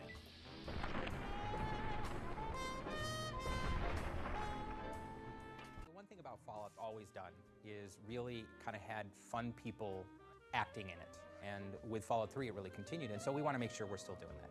And obviously, you have Ron Perlman coming back. Ron Perlman has been the voice of Fallout for so long, it was kind of like, well, of course he's going to be the narrator. You are a courier, hired by the Mojave Express. It's nice to be working on this same character for this many installments over this span of time. The legate is crowned as the new Caesar. We really took it character to character and just looked for who would really be the best voice for the role. The man who the new Caesar, voiced by Matthew Perry in the game. This guy is the leader of a gang called the Chairmen. I play Benny, who is a very driven, kind of rat pack type guy. Baby, you can't just leave me tied up. Those Legion boys will put me on a cross for the I love that Matthew Perry plays really, that really guy. Enthusiastic and a genuine Plays Benny. fan, and he was really easy to work with. You know, he seemed to really get the idea behind the character. Any questions you got, I'll answer. Fallout is just bigger and smarter than any game I've played before. There's like just amazing amounts of things to do, and I like the idea that you can, you know, sort of pick what you're going to say to somebody and go on all these quests, and it's just this gigantic world that seems sort of endless. Like I said, baby, all Benny needs is a stealth boy and a bobby pin. I also, you know, have gone on dates and stuff too. Like I'm, you know, I'm not just a moron who just plays video games. Hey. I just want to get Hey. You do that for me, baby? Don't tease me if you don't mean it. The DJ Hey, I have a of Radio New Vegas, beautiful Mr. New Vegas. girlfriend, It's and I by play a Radio lot New of video Vegas. games. It's Mr. New Vegas. Unrelated. I have a good feeling about all of you listening. He's always really upbeat. He always is very pro Vegas, and always has something good to say about what's going on. Moving on here, this will be line 2. Well, you know what that means, folks. Time for some news. Of all the things that I have done in my career, Wayne I've Newton. done one or two. This has been the one thing that I have looked forward to, because it was so out of the realm of what I have done in my career. This is Mr. New Vegas. But you got such a good voice for that. Tonight. I didn't have anything to do with being called Mr. Las Vegas. It was just the fact that I worked here so much and I wouldn't leave. That somewhere, somehow, one of the writers said, well, this has got to be Mr. Las Vegas. Want it again? Yeah, that was great, but just one more time for the safety. Hey, we've got some news for you coming right up.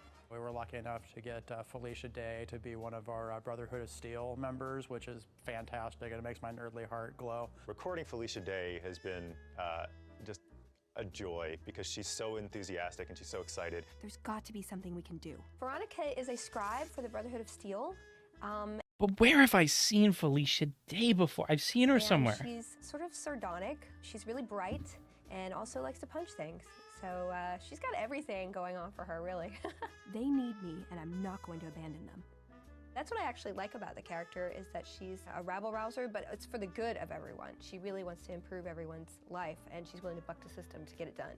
When I read it, I read the copy, I was like, oh, this is great. I just don't even have to be anything but a sassy me. It really sounds like it could be a good fit, doesn't it? The character that I voice, his name is Arcade. He's a doctor. You have the option as the main character to befriend Arcade. I honestly didn't expect you to say that. When I talked to you about Daisy and the others, you seem to put a lot of value and loyalty to the past. I've made it very clear to the powers that be, I'm a gamer. I'd like to do voices for your games. I'll have friends who aren't gamers, and they do voices. I'm like, that's so unfair. Like, I actually care about this, and you're the one who got to do the job? Bubkiss. I need to make a stop before I settle in. I'll be back in a while. Thanks again for your help. It means a lot to me. Cool. Yeah, great. Hey, great, man. Marcus is a mutant, first of all. He's been around for a lot of years, and he's aged over the years, but he's still mutant-like.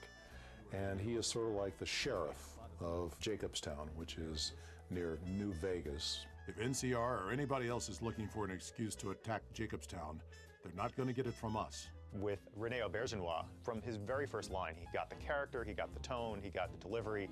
Mr. House, he's a very Oh, yeah. and enigmatic character. Give me 20 years, and I'll reignite the high technology development sectors. 50 years, and I'll have people in orbit. His hope is to reignite and reinvigorate this world. Just in awe of his talent. Because Perfect. He's such a pro. Now that you've arrived at your destination, what do you make of what you see? Some say he's a man, others a machine. I don't care. He's in the way. My word is law. I'm an extremely powerful character. Violence is I love it. how I rule. Walk away if you want, but if you do, he's going up on a cross. Is there anything old Vic can do you for? If I find my way into a voice, I love William Sadler. person will appear that doesn't He's been sound in like me, so doesn't he's been think in like so much me. stuff that I That's always when absolutely it's adore. the best, because it surprises me, it surprises them. Well, butter my butt and call me a biscuit if it ain't my old friend from Good Springs.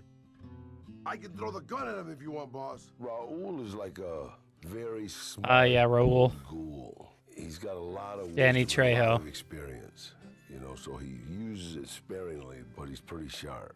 It was early on. We didn't know just how serious it was out there. Not too long ago, they took Nelson and Searchlight. They got some camps on the eastern shore of the Colorado, and the monstrosity on the hill across the lake. That's for Caesar. Mr. Gustafsson, who's got an amazing voice, very thick and gravelly and really fun to work with. Just keeping that dam secure and operational day to day is enough work for one person. Every officer I ever talked to, every soldier, you know, it probably influenced some of my delivery on this. So this will be lines 1 through 7, and it'll be take 1 whenever you're ready. Rangers, this is the chief. I know I can ramble on sometimes, but I need you to listen close for the next minute or so. I hope players play this game, and I want them to be fully immersed in the world, and I want them to really feel each character when they're speaking to them as a totally different individual. Yeehaw! Ain't that party? A lot of what we had to make sure that we did with the art style was to, in essence, make it still feel like the post-nuclear world that it was. And that is the kind of the weird 50s, but 100 years after the 50s, if the 50s just stayed the 50s, and then bringing in this idea of Vegas. Josh had one of the first team meetings, and he talked about Vegas as being one of his ideas, but more importantly, that it'd be the Rat Pack era. And when he said that, then I was just joyous, because it's just great aesthetics at that time. When we started the game, there were a few things aesthetically that we knew we wanted to do. We wanted to make sure that the architectural style of homes and as well as the casinos either reflected 50s style from the Vegas era, or it reflected an even earlier time, more like the settlers of the West. But it's all about Vegas. And so we want to make sure that we have this feeling of sort of this neon, and again, it feels like you're going in there and you're playing around with the mobsters, you're playing around with the Rat Pack. So much of Fallout is bleak. Everything's been blown up in Fallout for the most part, but the Las Vegas Strip is unique in that no nuclear weapons hit it. So when you go in, you're immediately struck that this is really one of the last places that still feels like old civilization.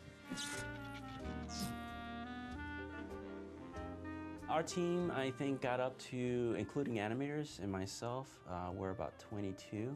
We have a lot of great people here, character artists, we have concept artists, world builders, prop artists, and they all have different backgrounds.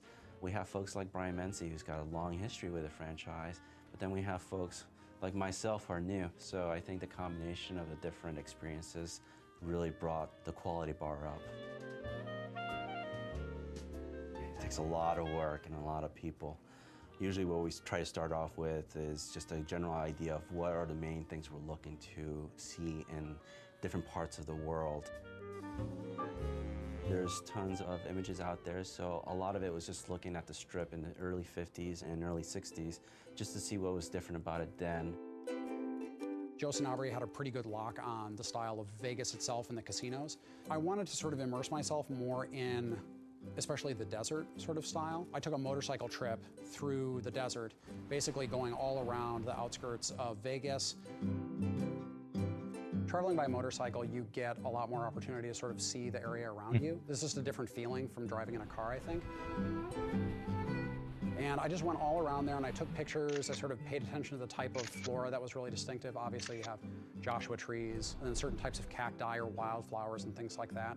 It was basically just a nice inspiration for, you know, just the kind of feeling of being out there. I try to take a lot of opportunities to see what Vegas looked like from different positions. You know, what does it look like when you're coming up from I-15, or what does it look like when you're way up in the mountains west of the valley? It was a nice way to see the environment and get a feel for what it was like. We wanted to make sure that this environment felt like a Fallout setting, but we also wanted to make sure that it was a distinct shift from the Capital Wasteland. You know, this is very, very far away from the DC area, and it's such an important part of the game, that feeling of exploration and looking around. We wanted to make sure that there was a distinct shift. One of the biggest differences is the lighting. In the Southwest, artists come from all over the world to try and paint and photograph in this kind of light that we have down here. So that's the biggest difference right off the bat. It doesn't need to be sort of the more kind of blues and grays of DC. This is more the warm colors of the Southwest.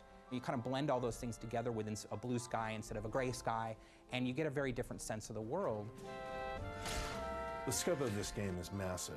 You have basically a city in the middle of this area, and then the territory stretches all around the city and does stretch out all the way to Boulder City and to the dam. When doing Vegas, we didn't want to neglect any of the surrounding areas around Vegas. We wanted to make sure that we had Fremont Street realized, and we have a location called Freeside in the game before they even hit Vegas. And I think once they get a taste of that, they're going to be suitably intrigued to go, okay, well, if that's Freeside, hell, I wonder what Vegas is going to be like.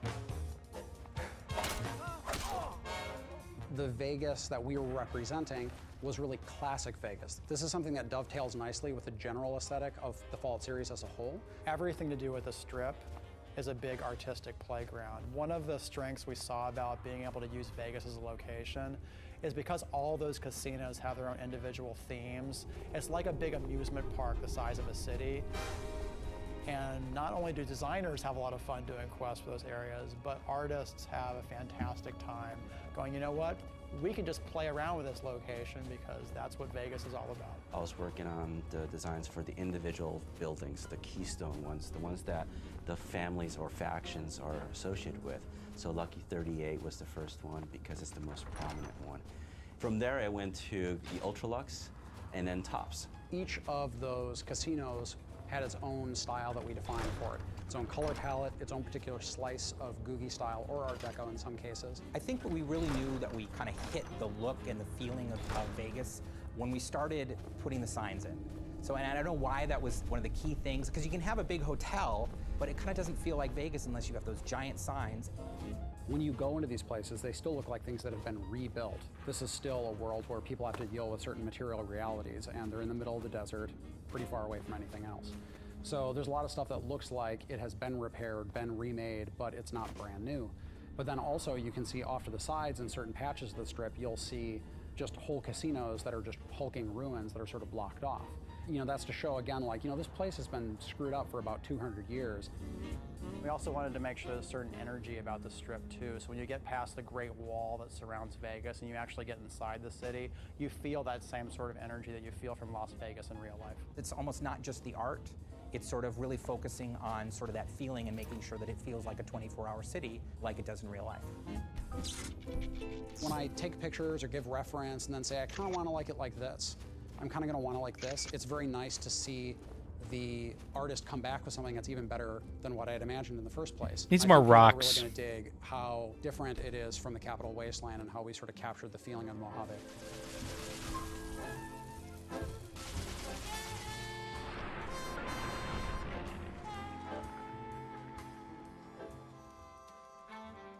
people who I knew who'd never played role-playing games and certainly had never played Fallout, curse them, they picked up Fallout 3 and started playing it. Had a fantastic time, which, you know, kind of surprised me because I always considered Fallout 1 and Fallout 2 to be very much a role-player niche market. Fallout 3 kind of bridged that gap where it's like, you know what, it's easy for you to get into this game, and once we've got you trapped there, there's a lot of complexity and a lot of things for you to do, and we've got you hooked. We wanted to make sure when looking at the mechanics for the game that we weren't trying to reinvent the wheel. People like Fallout 3, a lot of people like Fallout 3, so the experience should feel familiar to them. There were places where we could give them more options and more interesting sort of tactical choices to make, whether that's in the role-playing game system or in the combat system or just in general in the game. We wanted to explore the ways that we could do that. The whole premise of Fallout is about giving the players at least 3 ways to solve each quest. Like, one of the big strengths of Fallout is it has a very detailed character creation process, and that process, right down to each individual skill, individual perks you've chosen, the game world specifically reacts to those things. That's kind of one of the design philosophies for the franchise. I think that people are going to notice in the conversations that we try to let the player in on what the mechanics are a lot more. When skills are being called on or when reputation is being called on, instead of hiding things from the player when they don't qualify to do something, we always show the player to let them know that there's something there. By highlighting those things, the player knows, like, oh, okay, so if I read the skill magazine or if I come back in another level or if I take this chem, maybe I can make this check. There's a lot of angles to this caper, complexities aplenty. When it comes to our faction mechanics, we're a lot more transparent about when that is triggering something. So when you go to a location and someone says, hey man, you can't come in here, it'll say like NCR reputation. You know, it's like, we don't know who you are, or you've killed our officers in the past, like we're not gonna let you into this place. Those sort of mechanics I think are gonna be a lot more transparent than they've been in really any Fallout game. When it comes to going through combat and just having a lot of fun with combat in Fallout New Vegas, we wanted to take what was in Fallout 3 and really expand upon it. And so we've kind of done a lot of tweaks and changes and things like that to really kind of expand the fun of sort of this blend between almost like a turn-based game, which you can do through VATS, or, you know, just being straight FPS. If the person wants to play the game just purely as a shooter, I do think that they will find it in some ways easier. They will find the responsiveness a lot easier to deal with. We've basically overhauled the way combat works and how damage is calculated and how targeting works. It may appear subtle at first, but I think people will appreciate how much more responsive and natural it will feel to those that actually prefer action games. The cinematic kill cam that you get when using the VATS in Fallout 3, for example, which a number of people like, you know, watching the critical hit. With New Vegas, you can actually still get those cinematic kill cams outside of VATS if you're doing really special moves with your weapons. VATS is an amazing system that allows you to kind of play this immersive first-person, getting shot missiles and bullets and laser beams coming at you from every angle in real time, and you can immediately go to the system, VATS, and you feel like you're in control and you can play the RPG. It's just a great kind of melding of how people play games now versus sort of, you know, hinting back to how we used to play. Even a really skilled player, they still have to play the role-playing game's statistical system. So they have to advance their character, get more hit points, get better equipment, and then they can tackle those challenges. If they try to take a low-level character with low-level equipment into a high-level area occupied by Deathclaws or Nightkin super mutants, they're gonna die. Like, it's really, really hard and challenging. When a person comes up to a conflict, we want them to go through a thought process. It doesn't have to be a long or exhaustive one, but when they say like, do I really want to go in there? Like, you know, they look at their stuff and they're like, okay, I'm gonna go for it. We also wanted to make sure that the mod system for our weapons was very easy to access and use. We went through a number of things where we thought, well, you gotta go to a workbench and you gotta do this and you have to have this skill. But when we came down to it, it's like, well, if you buy these things, you wanna put them on your weapon right away and use them. So when you go into your inventory, you just look at the weapon, you press a button, it shows you the mods for that weapon, you attach them and you back out. So it's a very easy to use system, and it's mostly about just the player deciding, do I wanna spend the money on this mod and do I think it'll be useful? What we try to do in New Vegas is give each of the melee weapons that you have in the game their own particular special move depending on what your melee skill is. The golf club, for example, has its own special ability called 4, where you can just sort of tee off and then do a massive knockback attack on an opponent if you have a high enough melee skill. They're incredibly easy moves to pull off with the controls. They're just a little option that pops up, and then once you fire them off, they cost a little bit more action points than a normal attack, but the results are definitely worth it. We want them to come in and go like, wow, this feels familiar, but sharper and nicer, and it feels like I'm... I had to look this up real quick.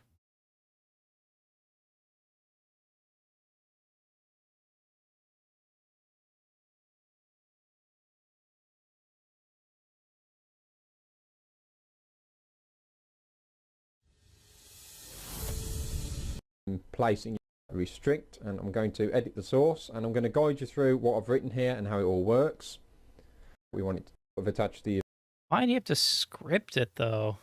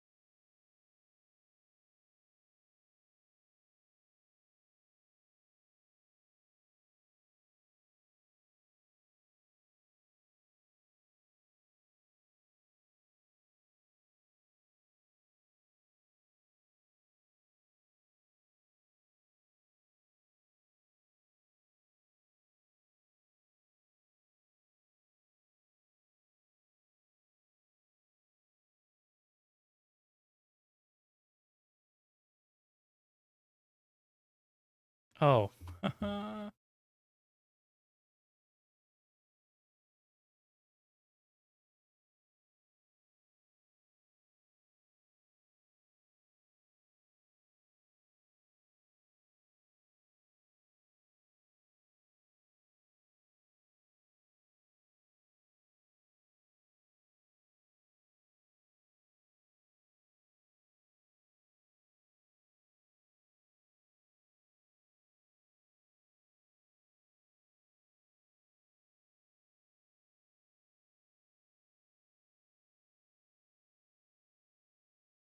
Hi, this is Dark Fox 127. Up an item at all.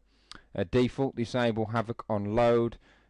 If we go into the properties, we need to set two things on here. Edit the value of the first, edit the value of the second, but don't actually change, don't actually tick the boxes within those two values. That's really important that you do that. And this default disable havoc on load, it basically does a sort of disable havoc dropping, but it does it a lot better in terms of you can disable havoc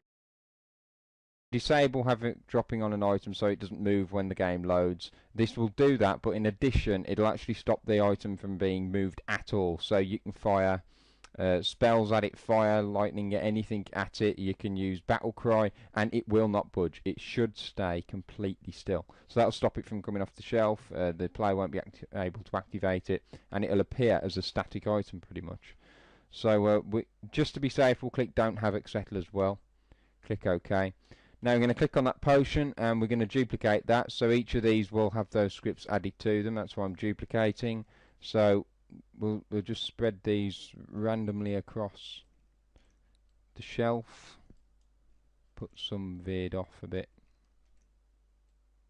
We'll just click on these items. You go under script, you'll see that they've all had the script go with them because you duplicated the original items. So that's the biggest toolbar at the top here. A collision aware of that outside the container. This is really an extra precaution to be sure that they don't go anywhere, so I'd still do that at the end of the barrier. And to access our, I'm going to put potion collection in here, and what that does is when you're in the actual menu and you're looking in the inventory, rather than it say chest at the top, which will look pretty silly, it will now actually say whatever's in there, so it'll say potion collection. And we'll see that when we go in game to test this.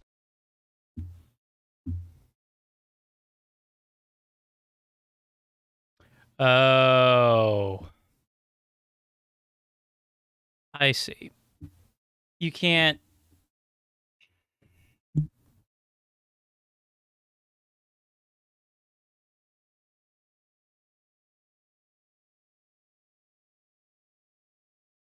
Okay. Okay. I get it. I do. I get it.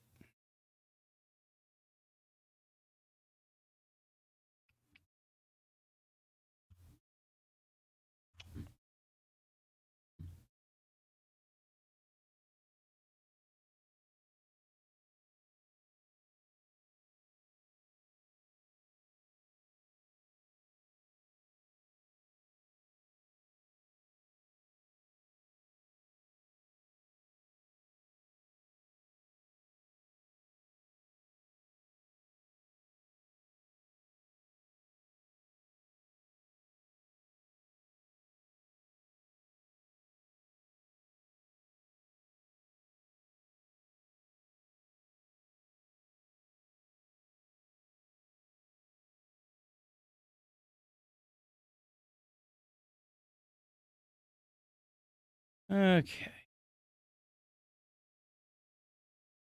I thought I would have been able to individually edit them. But that's not the case. More options, because we don't want people to fall into a sense of boredom, like, oh, I've already seen this before. So they get into it, it's easy to get into, and then they go, oh, I have weapon mods I can put on these things. Oh, I have these skill magazines I can use to boost things. Oh, I have this thing I can use now.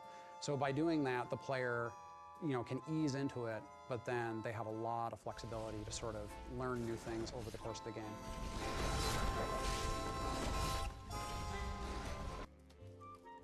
In Fallout, and then in Fallout New Vegas in particular, we really wanted to have sort of a lot of groups that people could interact with. Factions are really important to us. We didn't want to make it something where it was black and white, where you have this small group of good people against a small group of bad people. It's this very complex mixture of these different people and these different factions. The player has a lot of control over what he gets to do in the New Vegas area. He gets to influence what happens to an entire region, and in order to have that kind of influence, he needs to side with one of the factions and sort of decide where he tips the balance. It's all about war, and that's what Fallouts have been about, is war, and so how we're really showing that is war between these factions. We want the player to sort of have that hesitation when they're like, where do I really stand with these organizations? Like, is it really the right thing to back X, Y, or Z? And even if I go off on my own, what does that mean for everyone who's living in the world of New Vegas? We have 3 primary factions, one of which is the New California Republic. Which is this big, sprawling government that's gotten too big for its own good. It's so big, it can't control its own territories, it can't police its own laws, it certainly can't protect its own citizens. We felt it was really important to include the New California Republic because that was a faction that was developed in some of the earlier titles. NCR is established after the events of Fallout 1 and has a major presence in Fallout 2. And in Fallout 3, they're like a early 20th century United States frontier government. They're pushing eastward, trying to soak up as many resources as they can, annex as much territory as possible. It's basically a nascent nation state. It is doing its best to resurrect this idea of representative government. It's also, at the same time, a corrupt bureaucracy. On the other hand, approaching from the east, looking to lock horns of the New California Republic, is this huge army of slavers called Caesar's Legion. Which is this terrifying war band of slaves that has come from out of the Grand Canyon area that is just conquering everything in its path. I just like this idea that we've been able to kind of take this Road Warrior-esque feeling and make it Roman. These guys have this armor that is built out of football pads and catcher's gear and stuff like that, but it kind of looks like Roman Lorica Segmentata, which is the traditional armor of the Roman legions. And the guy who runs it, Caesar, he's just in it for, I want to rule the world. And Caesar is hardcore about using certain aspects of the Roman Empire as a model. I think it's a really cool organization just visually to deal with, and then also once you get into the nuances of their culture, it's a kind of interesting thing. NCR and Caesar's Legion are sort of stalemated at the Colorado River and at Hoover Dam. Hoover Dam is one of our signature locations in the game, and to be honest, it's what everyone is fighting over. It's still able to provide power for part of the region, which is its big draw. NCR controls the dam, but Caesar is right across from it. And everyone thinks that they're just gearing up for a big assault. Time is fast approaching when my legion will assault the Great Dam and invade the west. NCR troops are coming into the area. Caesar's legion is being reinforced from the east, and everyone's just wondering, like, well, when is somebody going to do something? And of course, that's where you come in, is because you kind of help determine when this showdown happens. Of course, Mr. House is playing into it as well, because Mr. House doesn't want NCR to win, ultimately, because he doesn't want them to take control of the Strip. But that's not going to happen, because you're going to work for me. The general idea is that we have the three major factions, Mr. House, NCR, and Caesar's Legion, but then there are all these sub-factions like the Great Khans, the Powder Gangs, the Kings, the Boomers, the Followers of the Apocalypse, and the player can go to those groups and try to shift alliances. There are literally 125,000 factions in Fallout New Vegas. We're probably gonna have to cut some of them. There's the NCR, there's Caesar's Legion, there's the PTA, Mickey Mouse Club, Alcoholics Anonymous is in there right now. Each of the factions has their own style about them. Like the Rangers have a very distinctive style in terms of the Dusters, and the Chairmen, the gang that runs the Tops, you know, they have a very Rat Pack kind of feel about how they dress. We've actually leveraged that in the game mechanics too, in terms of if you actually wear those outfits in the game, people will recognize you as members of those factions and either fortunately or unfortunately react accordingly. One feature we've added for Fallout New Vegas is the concept of being able to disguise yourself as a member of a faction, even if you're working against them, so you can put on like a military uniform and sneak into a military base. We wanted to make the player feel like the factions were well-grounded, they had very believable motivations. We want the player to experience those factions. We want them to know what politics are at stake and what ideologies these organizations represent. So when they choose what factions they want to work with, it's based on something more than just a gut, they're good, they're evil reaction. So if you support Caesar, or if you support NCR, or if you help the Great Khans or the Kings, it's going to make a big difference. You can decide, you know what, I don't think any of you are really particularly well suited to be running this place, so I'm gonna fix that. That's where you essentially are either the active champion of Vegas, or you basically just said, it's anarchy now.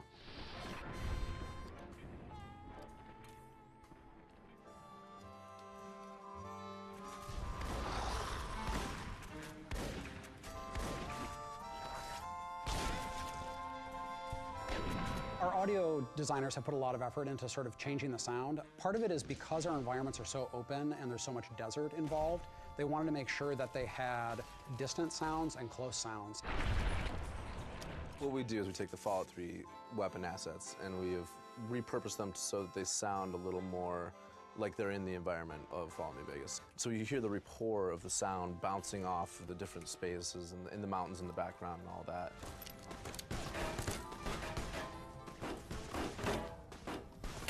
They did a lot of desert sound recording, and it really makes the gunfights and stuff especially feel very different. I went out to Azo Borrego Desert National Park a couple months back, and we're just out there. It's dead silent. There's no one around for 30, 40 miles at the very least.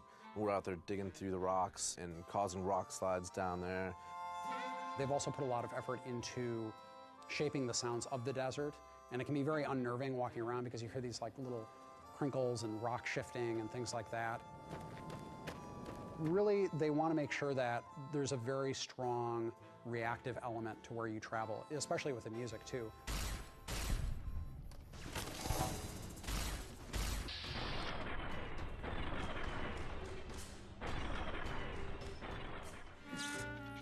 When it comes to the music of Vegas, it's sort of almost like the contrast between the world that we're going to get to run around in. It's the desert, and it's what's going on there, and it's the Strip. And those are two big things that we almost had to think very differently about. Well, we're working with Enon Zur again, and Enon was really excited about the sort of shift in locations. I feel that going on this game was sort of like a coming back experience, but also a whole new one. He's been working with Scott Lawler on a bunch of actually kind of experimental sounds to go into our music.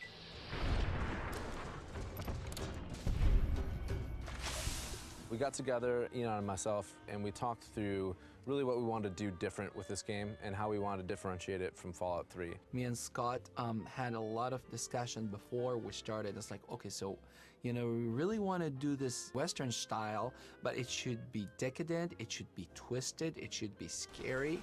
I think that the choices went more and more toward string quartet.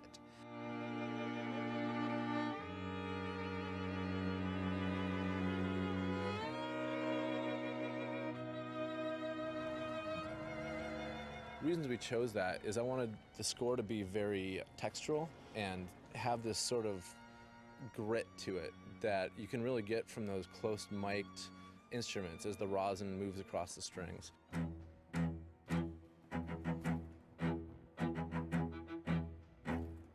When the player's moving around, they don't feel that the music is just playing without purpose. It always sort of evolves with the action and devolves with the action as well. Took a lot of brainstorming, not only the way the music needs to sound, but also the way the music is going to be construct and deconstruct in a way that it will follow the player, but then in a new way. When there's no one around, it's still there and it's got this very low, ominous tone. Enemies enter the area, layers sort of build upon the piece, and as you get into battle, it sort of builds further.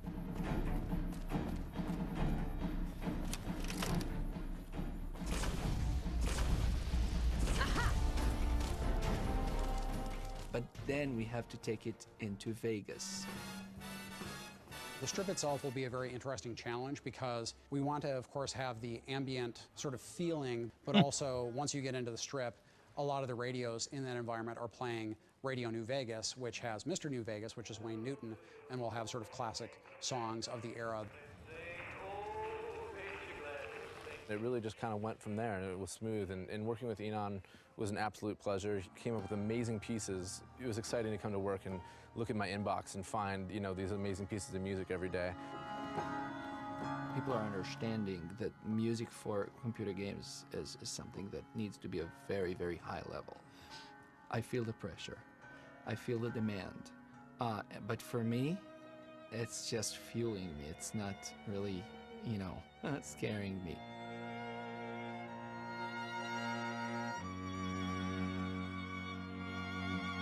We've been very fortunate to have the best actors in the world, some of the best musicians in the world coming in, best composers in the world, and the best sound designers. And all these things have come together to really create a soundscape that I'm very proud of. It achieves the goals that we really set out for this project.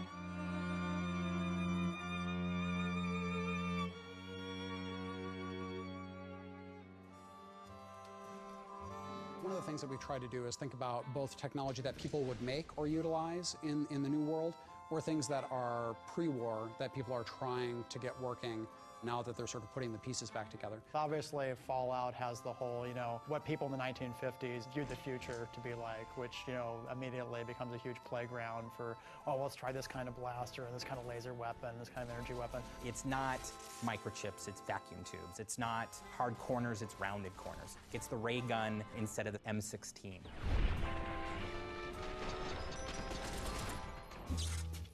So one of the first things the player's going to encounter in the opening area of Good Springs, he was actually helped out of his early grave by one of the new robots we have in the game, which are called Securitrons. They themselves are sort of this curious blend of sort of sci-fi, you know, crazy technology, yet they have the Fallout twist to them. This huge, hulking monstrosity, the track wheel that spins around as it's going across the landscape. Instead of a head, they have a little computer monitor that's sort of right on their chest. And based on the personality that Mr. House wants them to portray, because Mr. House invented them, they'll switch the sort of cartoon image. So it might be an image of a cowboy, Victor, and Victor's the guy who rescues you at the beginning of the game. Howdy, partner.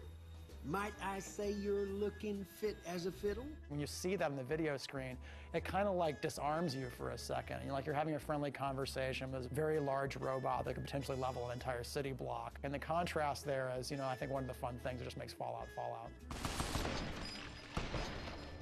Some of our companions are pretty heavily tech-based, and the nice thing about them too is that you get a chance to modify their technology over the course of the game. And I'm not talking about just repairs and upgrades. For example, Eddie, the sort of floating eyebot that you encounter early on in Prim, he has a lot more depth than it may seem from his initial beep-boop conversations you have with him. I think it's really important that you have a Pip-Boy, not just for the interface reasons, but it's very Fallout-y.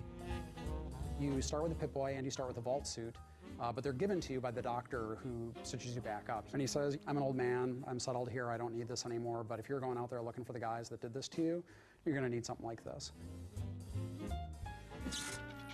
There was a lot of guns, and there was a lot of fun guns in the first game, but we've added so many more. And some of those definitely range from the crazy 50s sci-fi feel to the more contemporary, you understand why that gun is cool because it's a grenade machine gun. And you understand the machine gun that shoots grenades is probably pretty awesome. We have a little 9mm submachine gun. It looks like a World War II grease gun, like sort of compacted, and that's a really cool, distinctive little weapon. I love that gun. The Ranger Sequoia, which is this massive ornamented revolver that only elite Rangers have. It fires like rifle rounds. It's very powerful. We wanted to make sure that energy weapons had a very distinct feeling from guns. We wanted there to be something mechanically different about them so that the player had a different type of experience while using them. So we introduced this thing called the Recharger Rifle. And the Recharger Rifle, you don't have to carry ammo for. It recharges it automatically. But it doesn't do it as fast as you can shoot it. You have to kind of pace out how you fire it.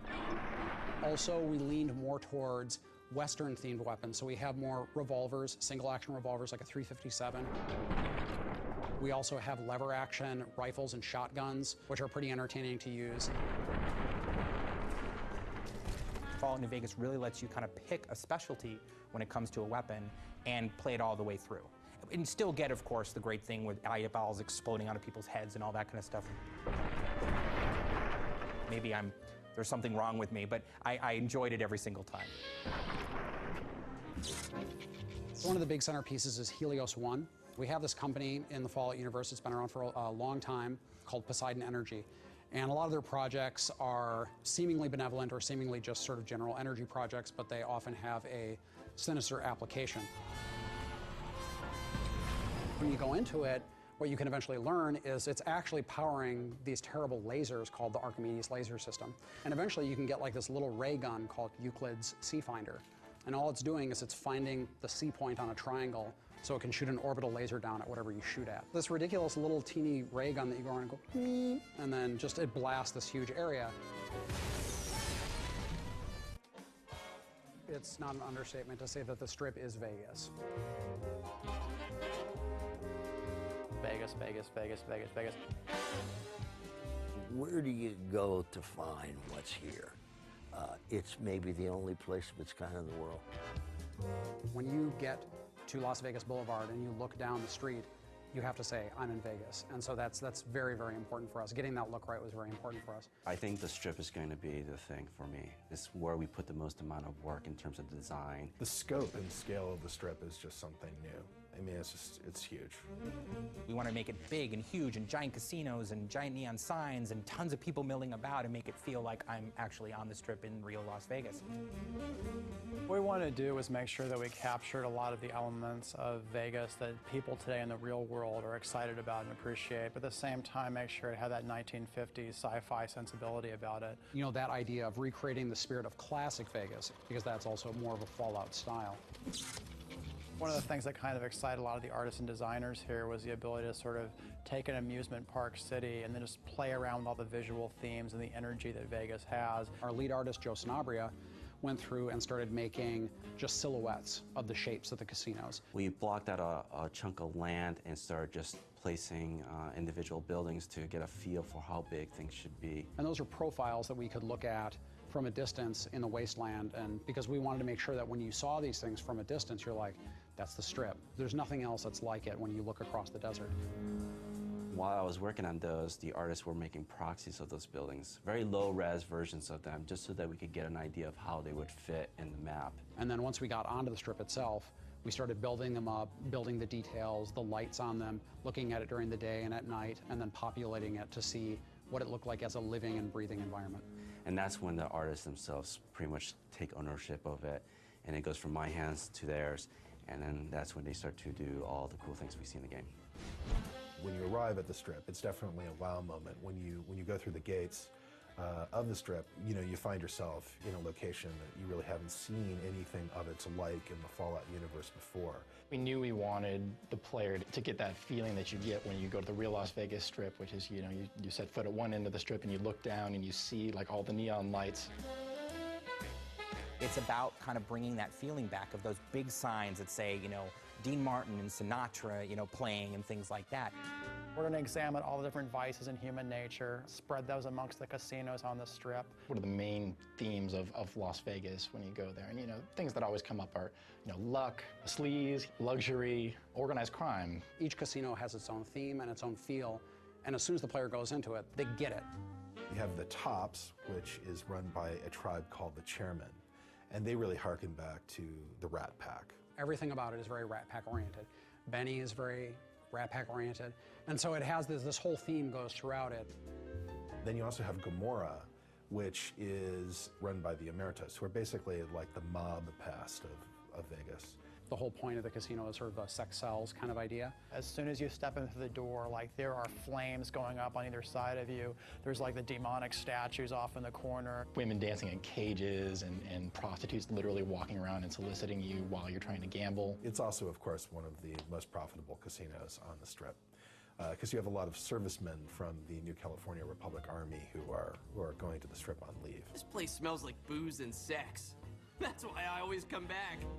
Mr. House's casino, the Lucky 38, that has a very mausoleum feel about it intentionally. So when you go in there, you feel like you're actually walking into an ancient crypt, a part of the old world that hasn't been touched, and that's supposed to reinforce a lot of his character in that location. We also have the Ultra Lux, which is the super ritzy casino. Big, high dome, very nice people greeting you and being maybe a little too well-mannered with you. I am at your service. Ultra Lux is all known for basically being high society, and so you can kind of hobnob with the wealthy elite that do visit the Strip because they tend to stay there. You look like you'd be more at home at one of the other hotels. I think a big part of Vegas, no matter what time period I'll mess with that from, later. each casino is trying to sort of carve out its own particular. Okay. One thing I'm going to do, delete that real quick, save, and then launch. We're going to take a look. We're going to take a look.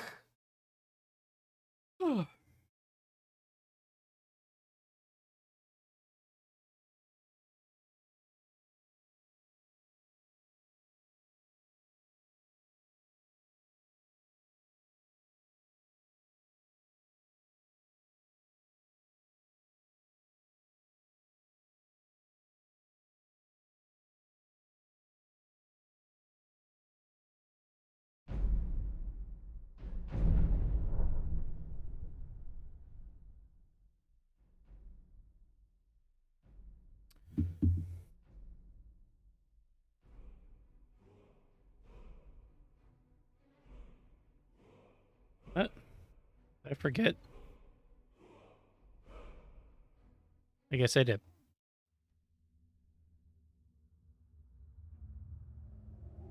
Okay, first things first. Oh, that's so noticeable. That looks more noticeable than the other thing. I hate it. Sorry. I do.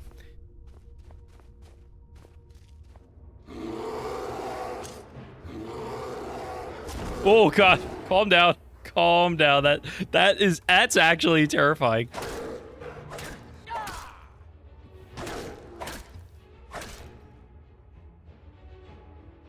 Hey, where the hell did the other one go?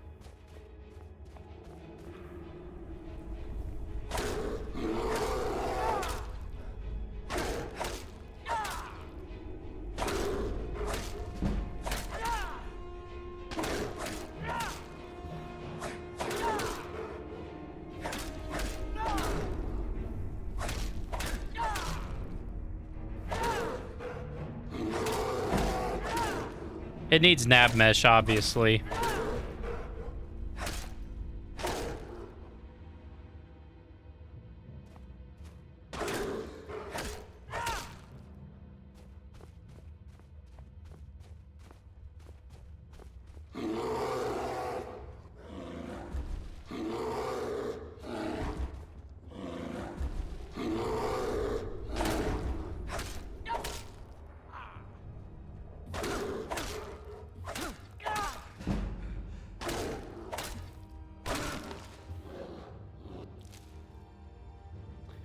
That's fair.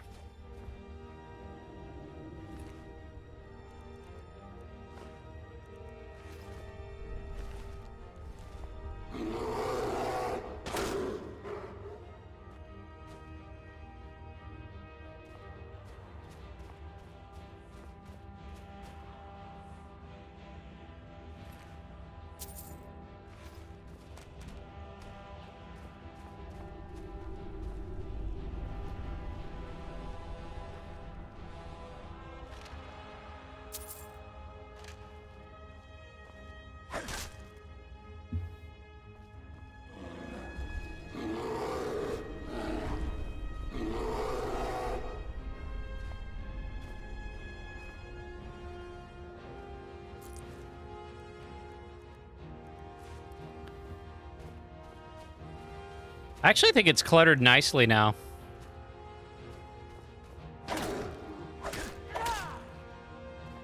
Maybe I could do more stuff with the ceiling, like some, like maybe another pillar. Something going across it. I might do some more stuff with the ceiling later. And I might go explore other ice caves. You know, I might actually do that real quick.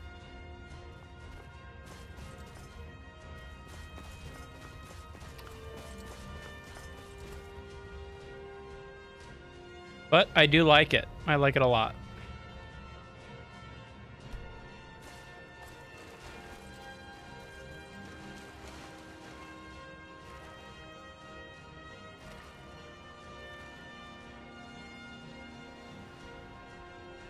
I think follow me out here?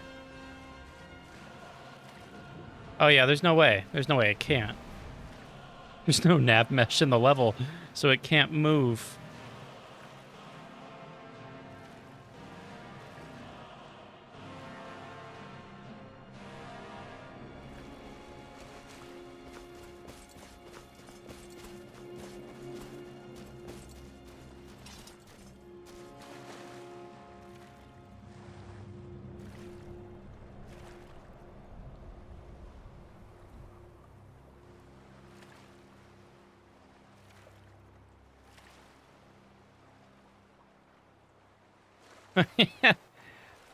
Wow. Half a decade. Man, has it really been that long? Few lungs. Cause the hell? Sky like a dragon.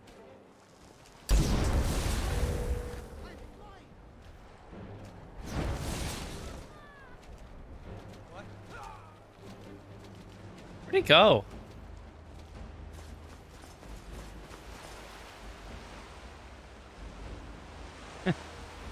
That was very reminiscent.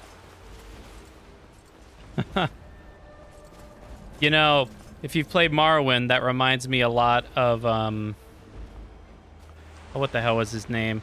It's this guy from, like, toward the beginning of Morrowind who fell from the sky because he had an acrobatics scroll. I see, so they kind of have sconces with candles. That doesn't really work for my cave, though. What's that? I want that. I want some of these bushes. Dead bushes. I want that. I gotta come in here and find out what they are. A lot of these... Okay. Looks like there's like an ice cave light here. I think I might put that in the big main room of the cave.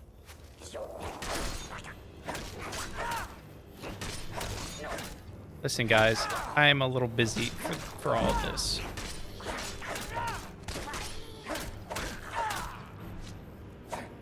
Oh, no, I totally get you. I'm a big fan of both. I love Fallout, and I like Elder Scrolls, but they're two very different games.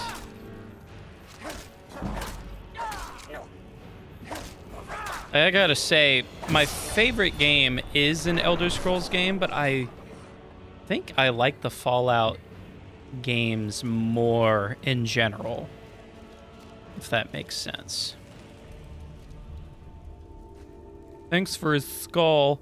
So they use candles. That's not really the vibe I'm going for. But I kind of want to do what they do with... it looks like there's just like... It's like an icy ceiling. But it's kind of like got a glow to it.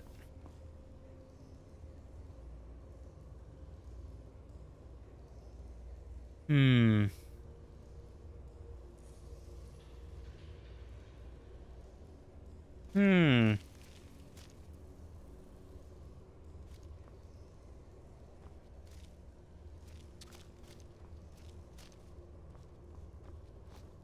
I kind of get it. I don't know. It's like a big cave. Holy shit. 8 years. What was I doing back in 2015? I gotta think about this for a second. September. Holy cow. I was 21. Fallout 4 came out in November of that year. So I was probably playing Fallout 3 at the time. Fallout 3 in New Vegas, probably. And I kind of was also playing, around that time, I was playing like Five Nights at Freddy's and Destiny. Those were like my 3 main games at that time, were Fallout, Destiny, and Five Nights at Freddy's. There was a little bit of H1Z1, but I couldn't really play that. And way back then, my internet absolutely sucked balls, and the stream's quality was atrocious. It was so bad. It wasn't even like 480p. But I really loved doing it. I mean, I still do, but at that time, I loved doing it so much that I was just like, I didn't care. I just didn't care what the quality was. I wanted to stream. I wanted to play video games, and I wanted to stream, but I just didn't have internet for good quality. It's obviously much better now, and I've learned a lot. But, okay, so I'm just kind of getting a general idea. I want to know what bushes they used. I'd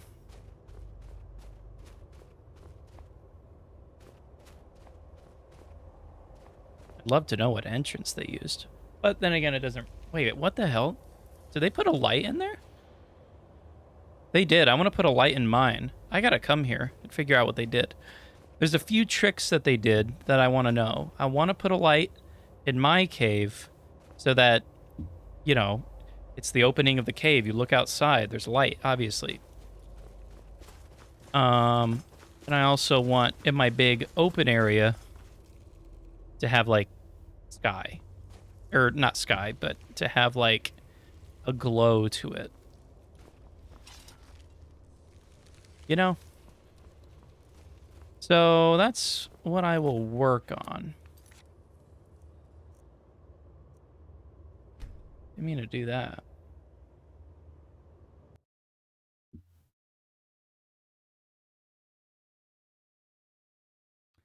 So this is the Skyrim creation kit. It's like, it's modding, technically. Yeah, I'm putting that back. I didn't like that. But yeah, it's modding, technically. Hold on, I want to go to the glacial... Wait, what the hell?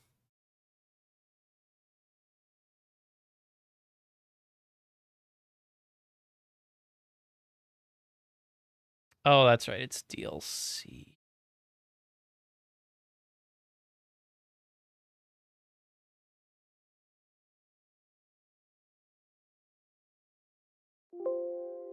Oh my god, hurry up. Okay, there we go. Okay. There's like... What is that? Wait, what is that? Oh, it's a sound marker. I see. That's not a bad idea. Ice, wind, I could probably include a lot of that. I could probably include that. I see what they do with pillars to kind of hide their corners. Pillars and boulders and stuff like that. I want to know what you are. A tree, dead shrub, snow. That's good to know.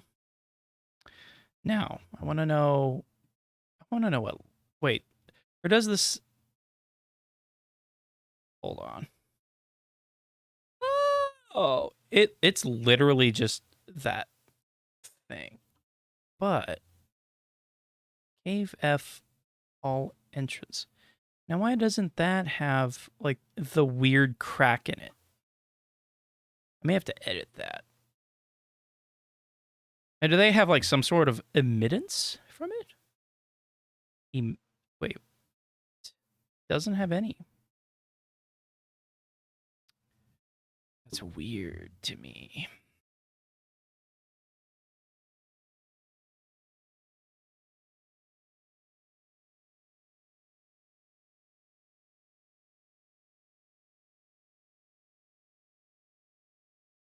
Whoa, whoa, whoa. No, no, no.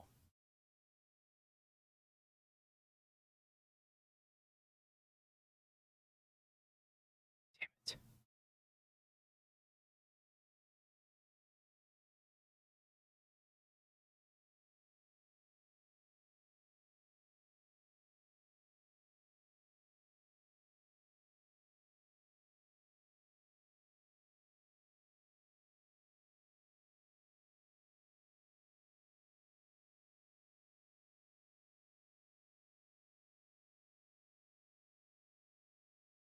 Okay, I'm a little confused, to be honest.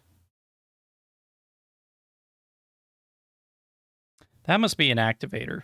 Yeah, default activate trigger. I think that's just what it is. It's a trigger.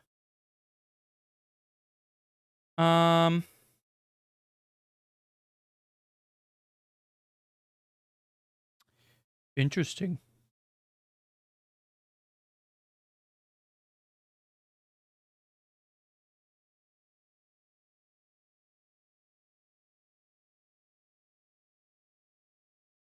What have I earned?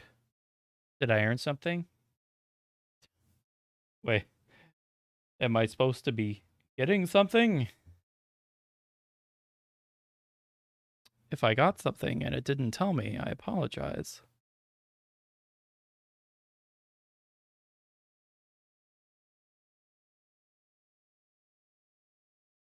Oh, you subbed. You lungs. I appreciate you. 8 years. You know, now that I really think about it. Yeah. I do remember seeing you in my chat. I do. I've been on a grind. Like ish. Not a hard grind. Like I stream kind of when I feel like it. And I've been, you know, building and modding in like Skyrim and Morrowind. What is that? Mist? Ooh. That's a movable static for Mist. That's nice. That's nice. Where's that? Where's this? Zoom out a lot. Oh, that's over there. Oh, I see. Orange flicker.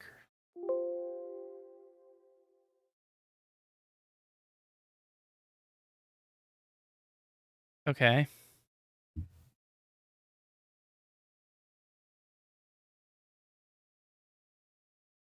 I assume that's just the really big light. Yeah, it is.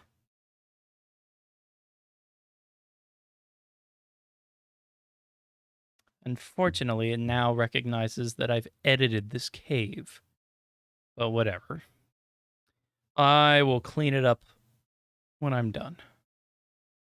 I'm just curious. Like, you know, this is how I learn. I thought that there has to be some sort of light here.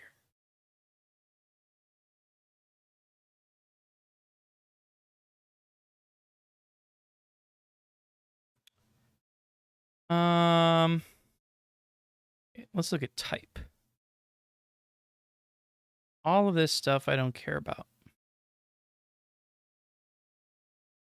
Barrels, boulders, cliffs, dirt mounds, hallways. Entrance, of course. I didn't do anything. I didn't do anything with that.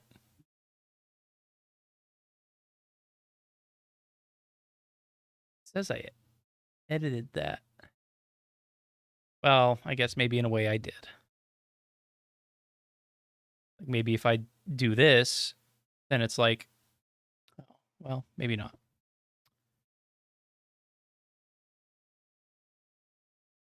Dungeon door, ice, drip, wind.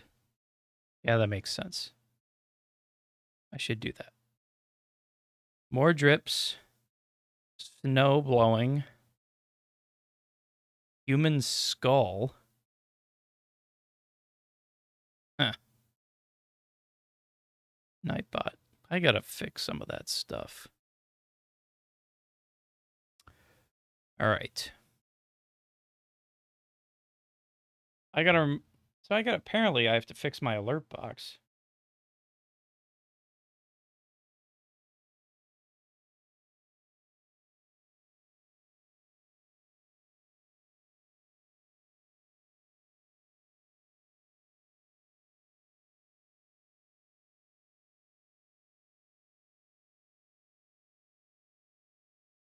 Okay. Here, get on a different account and sub so I can see. I'm just kidding.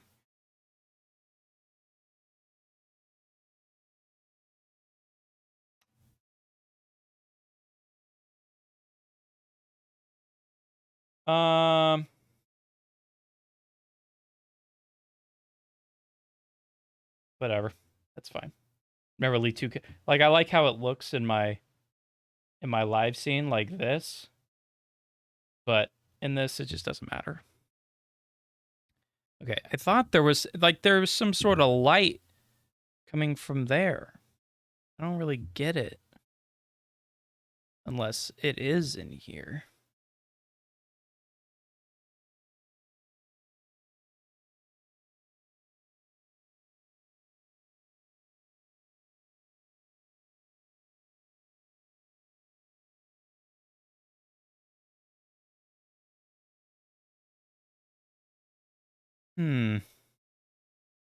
Wait, what the hell did I just select?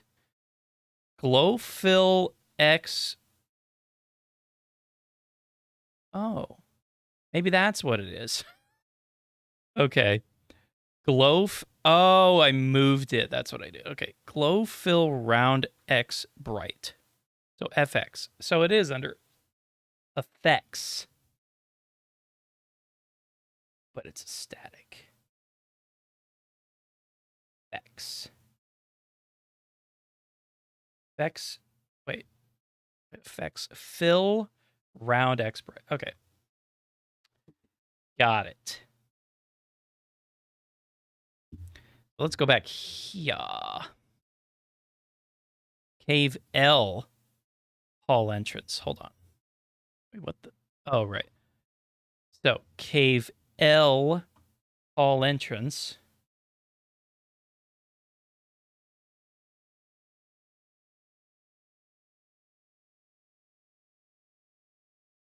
Cave F. Hall entrance, I think is what I want.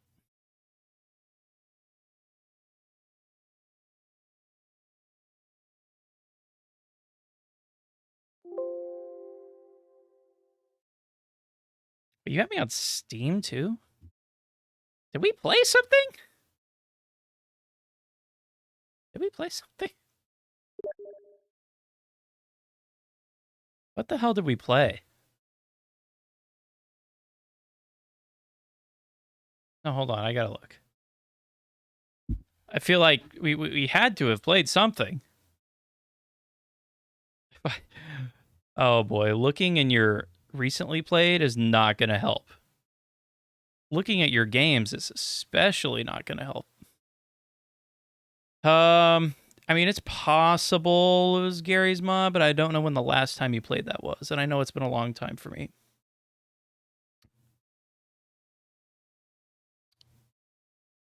Dude, I literally have 6 of your top 5 games. Could have been CSGO.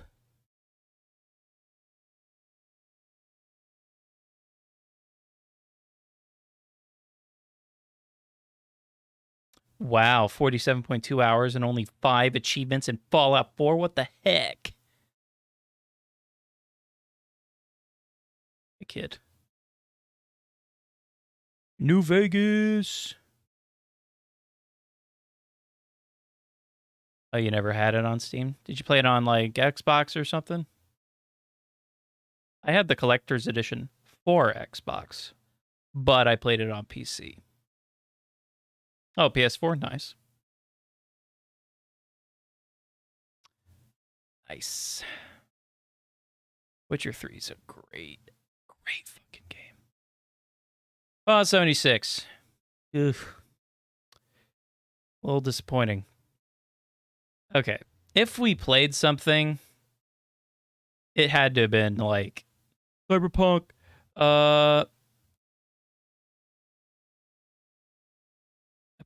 No, I got you. No, I get it.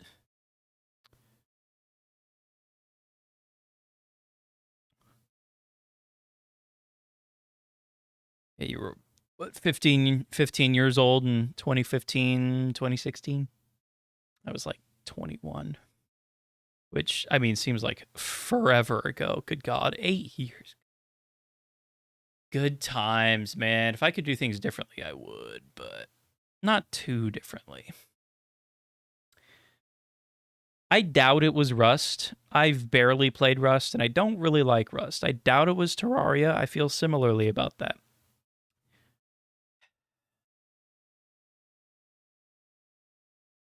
I don't think it was Ark either. I haven't played a lot of Ark. I've played enough Ark, but not a whole lot of Ark. If we played something, it had to have been either Gary's mod or Counter-Strike. And it's possible that you just added me. Yeah, that's definitely possible. Definitely possible. Anyways, this is an L entrance. And we need it. Search and replace.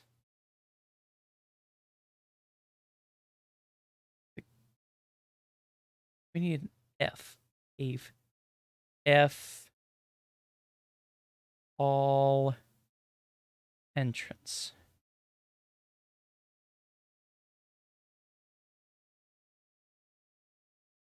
Okay, now I can actually get rid of this. And that actually fixes our problem. Not only that, I can put this right around there.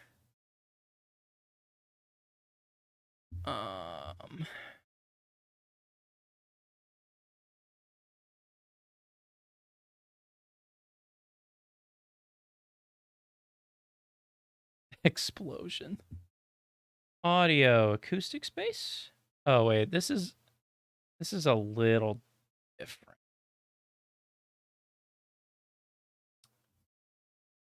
That's probably more what I'm looking for.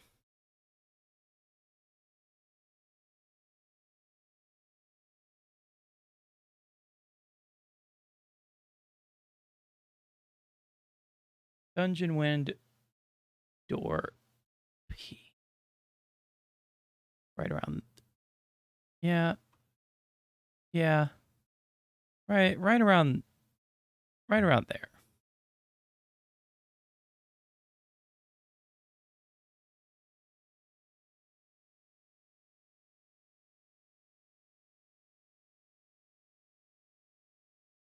Ice wind.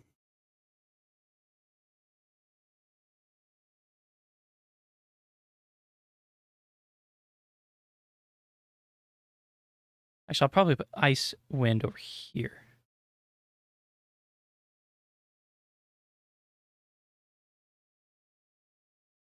And then drips.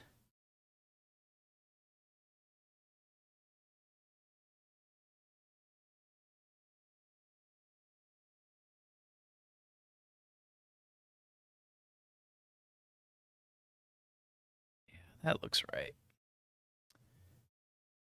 Okay.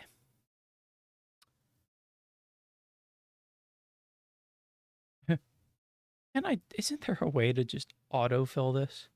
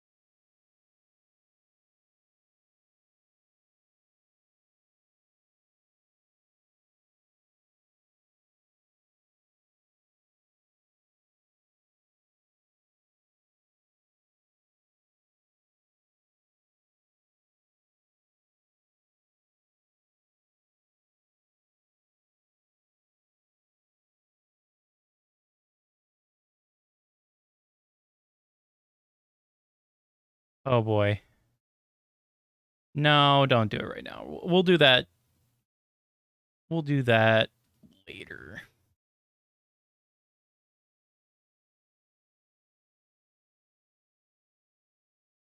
Where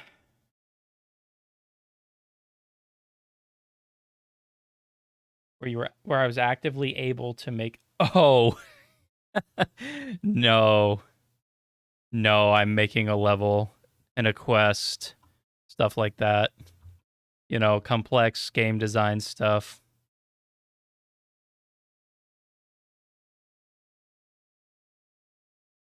It is a literal dream of mine to be a designer at Bethesda. I want to be like a Fallout game designer. I want to do awesome shit for like Elder Scrolls and Fallout and all that stuff. I want to do it. So I'm making levels and just kind of seeing where I'm going. And Bethesda hires a lot of modders and whatnot. So I mean, like, best thing I could do for now. So, oh my gosh, load.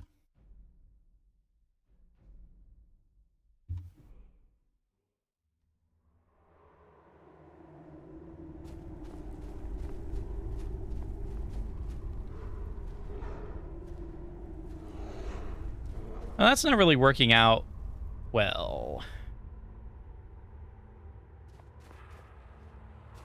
I don't know. That's weird. Huh. Garbledy-goop. Hit indie, huh?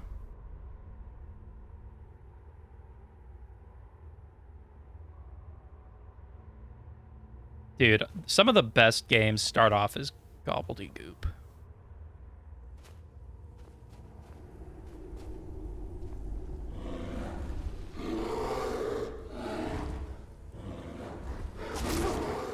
Wow, he actually attacked me. Kind of nuts, actually. He's only going to attack me once, though. He doesn't have any nav mesh to navigate around. Why are you walking? You can't walk. What a loser. But yeah, he doesn't have any nav mesh, so there's nothing for you to do. Rawr.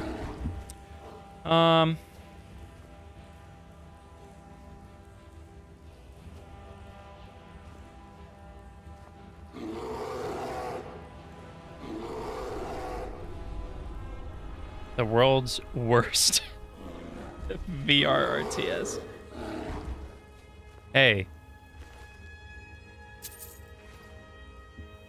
It's better. It's literally better than nothing.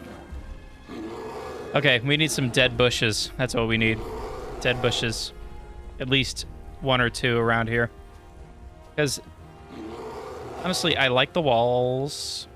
Like, they're kind of, like, populated decently. Could use a few more boulders and whatnot.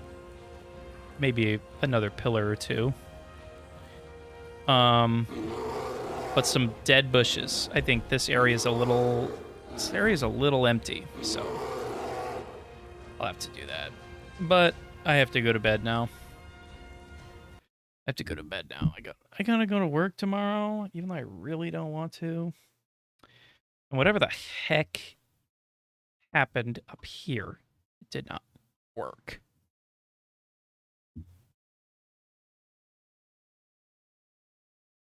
At all.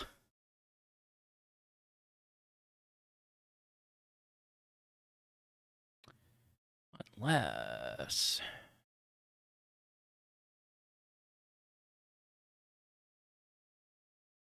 Hold up. We're going to figure this out.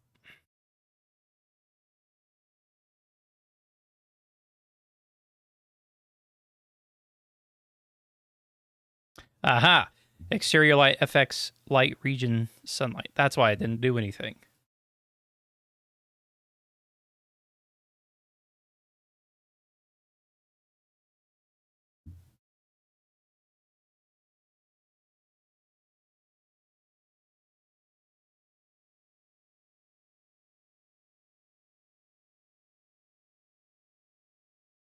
Bruh. That'd be awesome. I'm not gonna lie though, you'd have to get pretty far. This level is actually meant to be fairly difficult. But hey, you want to do it, I'm all for it. I'm not gonna complain about that. Well,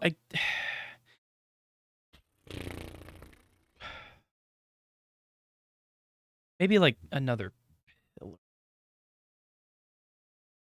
I love how I said I need to go to bed, but I'm still doing things.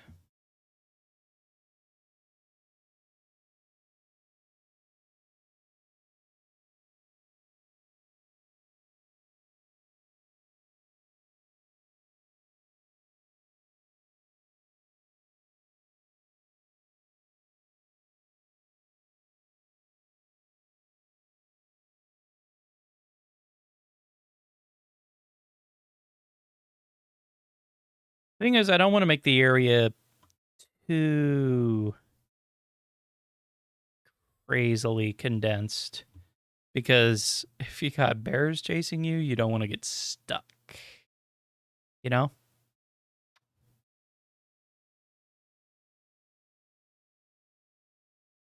That's not bad. It's not bad at all. I might put another one. Maybe a large pillar. To kind of give some variety.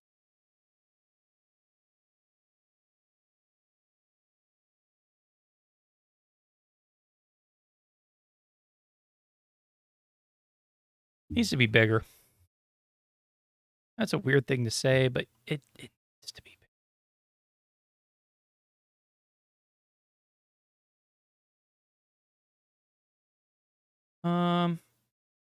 Yeah. A little bit of variety.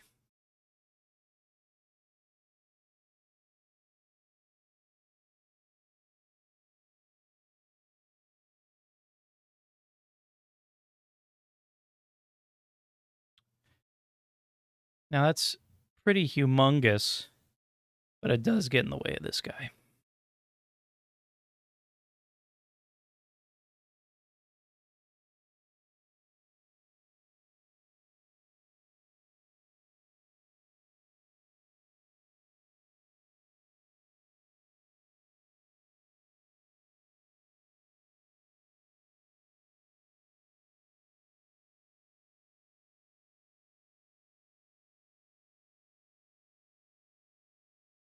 Damn it. Stop doing that.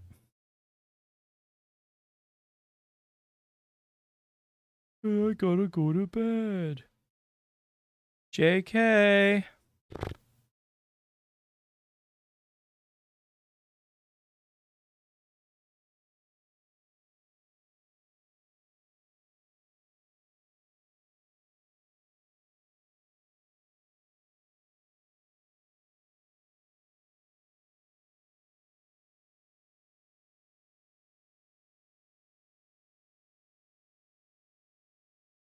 Yeah, that's all right.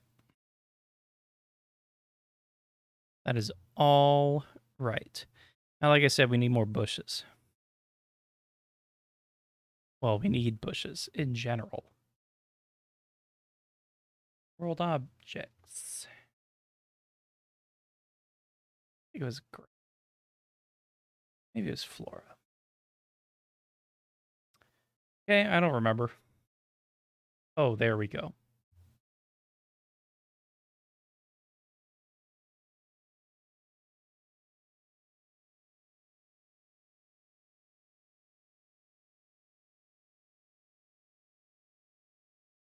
Dead shrub snow.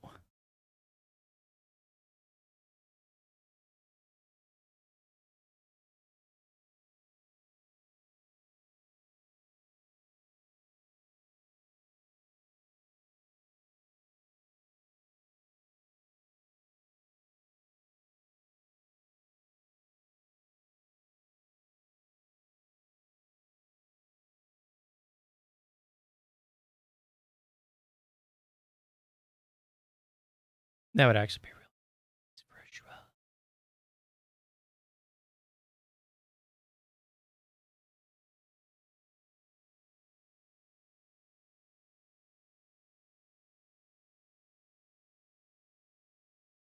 A little smaller. Make another one, give it some variety. Be a little bigger. Yeah.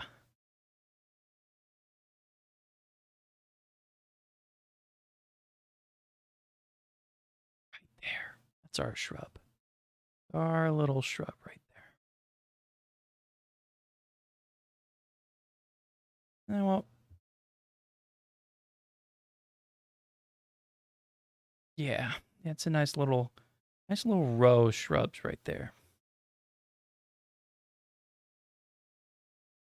Okay. This is the last time we're launching Skyrim for the night, I swear. And then I'm actually going to bed. Oh boy.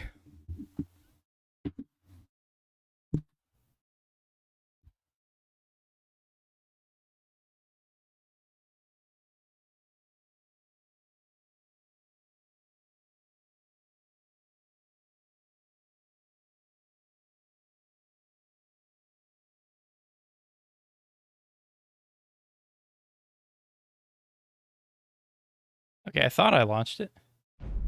And you tell lies to yourself. I swear, I promise this time. I pinky promise.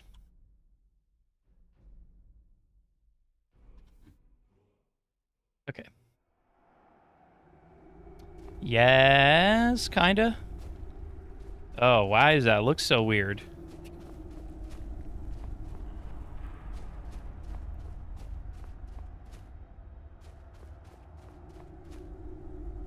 Maybe I gotta move it back. I think I gotta move it back. Like more towards the end of it. You know what I mean. But I think we're on the right track here.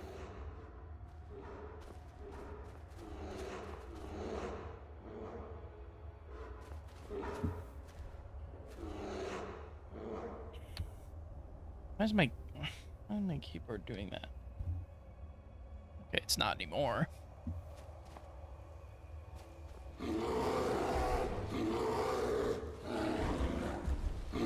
Yeah, you guys can't touch me.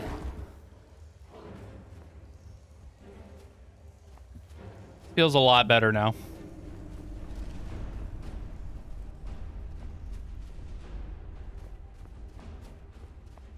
I might include it with this room's cluttering. But I might put another smaller pillar here. But I like the look of the big pillar. I do. And this pillar's kind of cool. I like it a lot. I really do. It's difficult.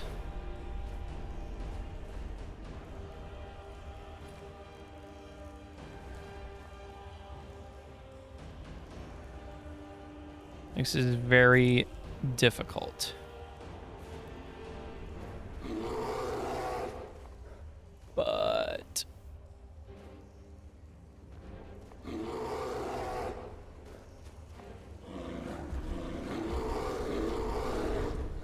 yeah, I said I was going to do more with the ceiling, right? I don't know if I need to. I might do some stuff over there. I think we need another light, to be honest.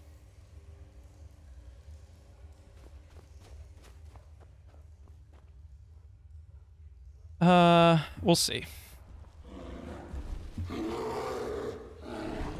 Maybe I'll put like torches over here. Because, you know, I don't know. I don't know, man. I don't know. I don't know. We'll see. We'll see. But either way, I'm definitely done for the night. Definitely done for the night. I gotta go to bed. I'm already late and I'm tired. But I'm really so I was debating even freaking doing this because I was exhausted. I was exhausted and I was gonna take a nap. But then I was like, no. I can do this. So I went and did the dishes to kind of get myself awake. And then I did this and awesome. It's great. I love it. But yeah, Feelongs, it's good to see you again, man.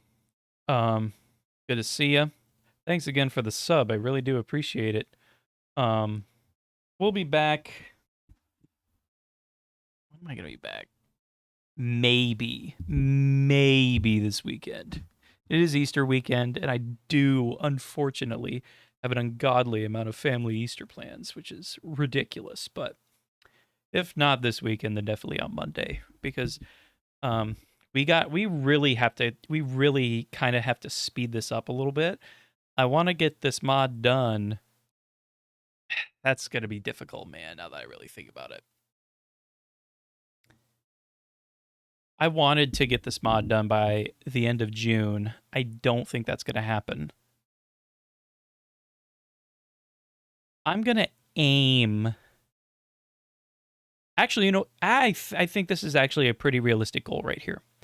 I want this mod to be 100% done by the time Starfield comes out. So I'm giving myself like 5 months, which is a lot of time. And it may even be done before then. But Starfield comes out September something or other. And yeah, I'm going to get maybe I'll give myself to the end of August, because when September rolls around, I believe Spider-Man is going to come out as well. Spider-Man 2 on the PS5. And obviously Starfield's going to come out. And so I want to give myself a good chunk of time to play those games and not worry about modding. And so I want to finish this mod by then, play the hell out of those games, and then pick up mods back up. And I'll make a Fallout 4 mod. Because I have an idea for a Fallout 4 mod. I actually have a couple ideas for a Fallout 4 mod. And thanks to Father Elijah, we have a third idea for a Fallout 4 mod, which is really good. So yeah, that's the idea. That's the idea. So the Fallout 4 modding probably won't start until, depending on how I'm feeling about my state of mind and whatnot, maybe November, December-ish. At 100%, if not by then, definitely by the end, or definitely by the beginning of next year is when we'll start doing the Fallout 4 mod. But we got to finish this one, and if all goes extremely well. Like, I am very quick in cluttering and getting the next level put together and everything put together and whatnot. Then we'll see what happens. But I'm off. Have a great night, and I'll see y'all later.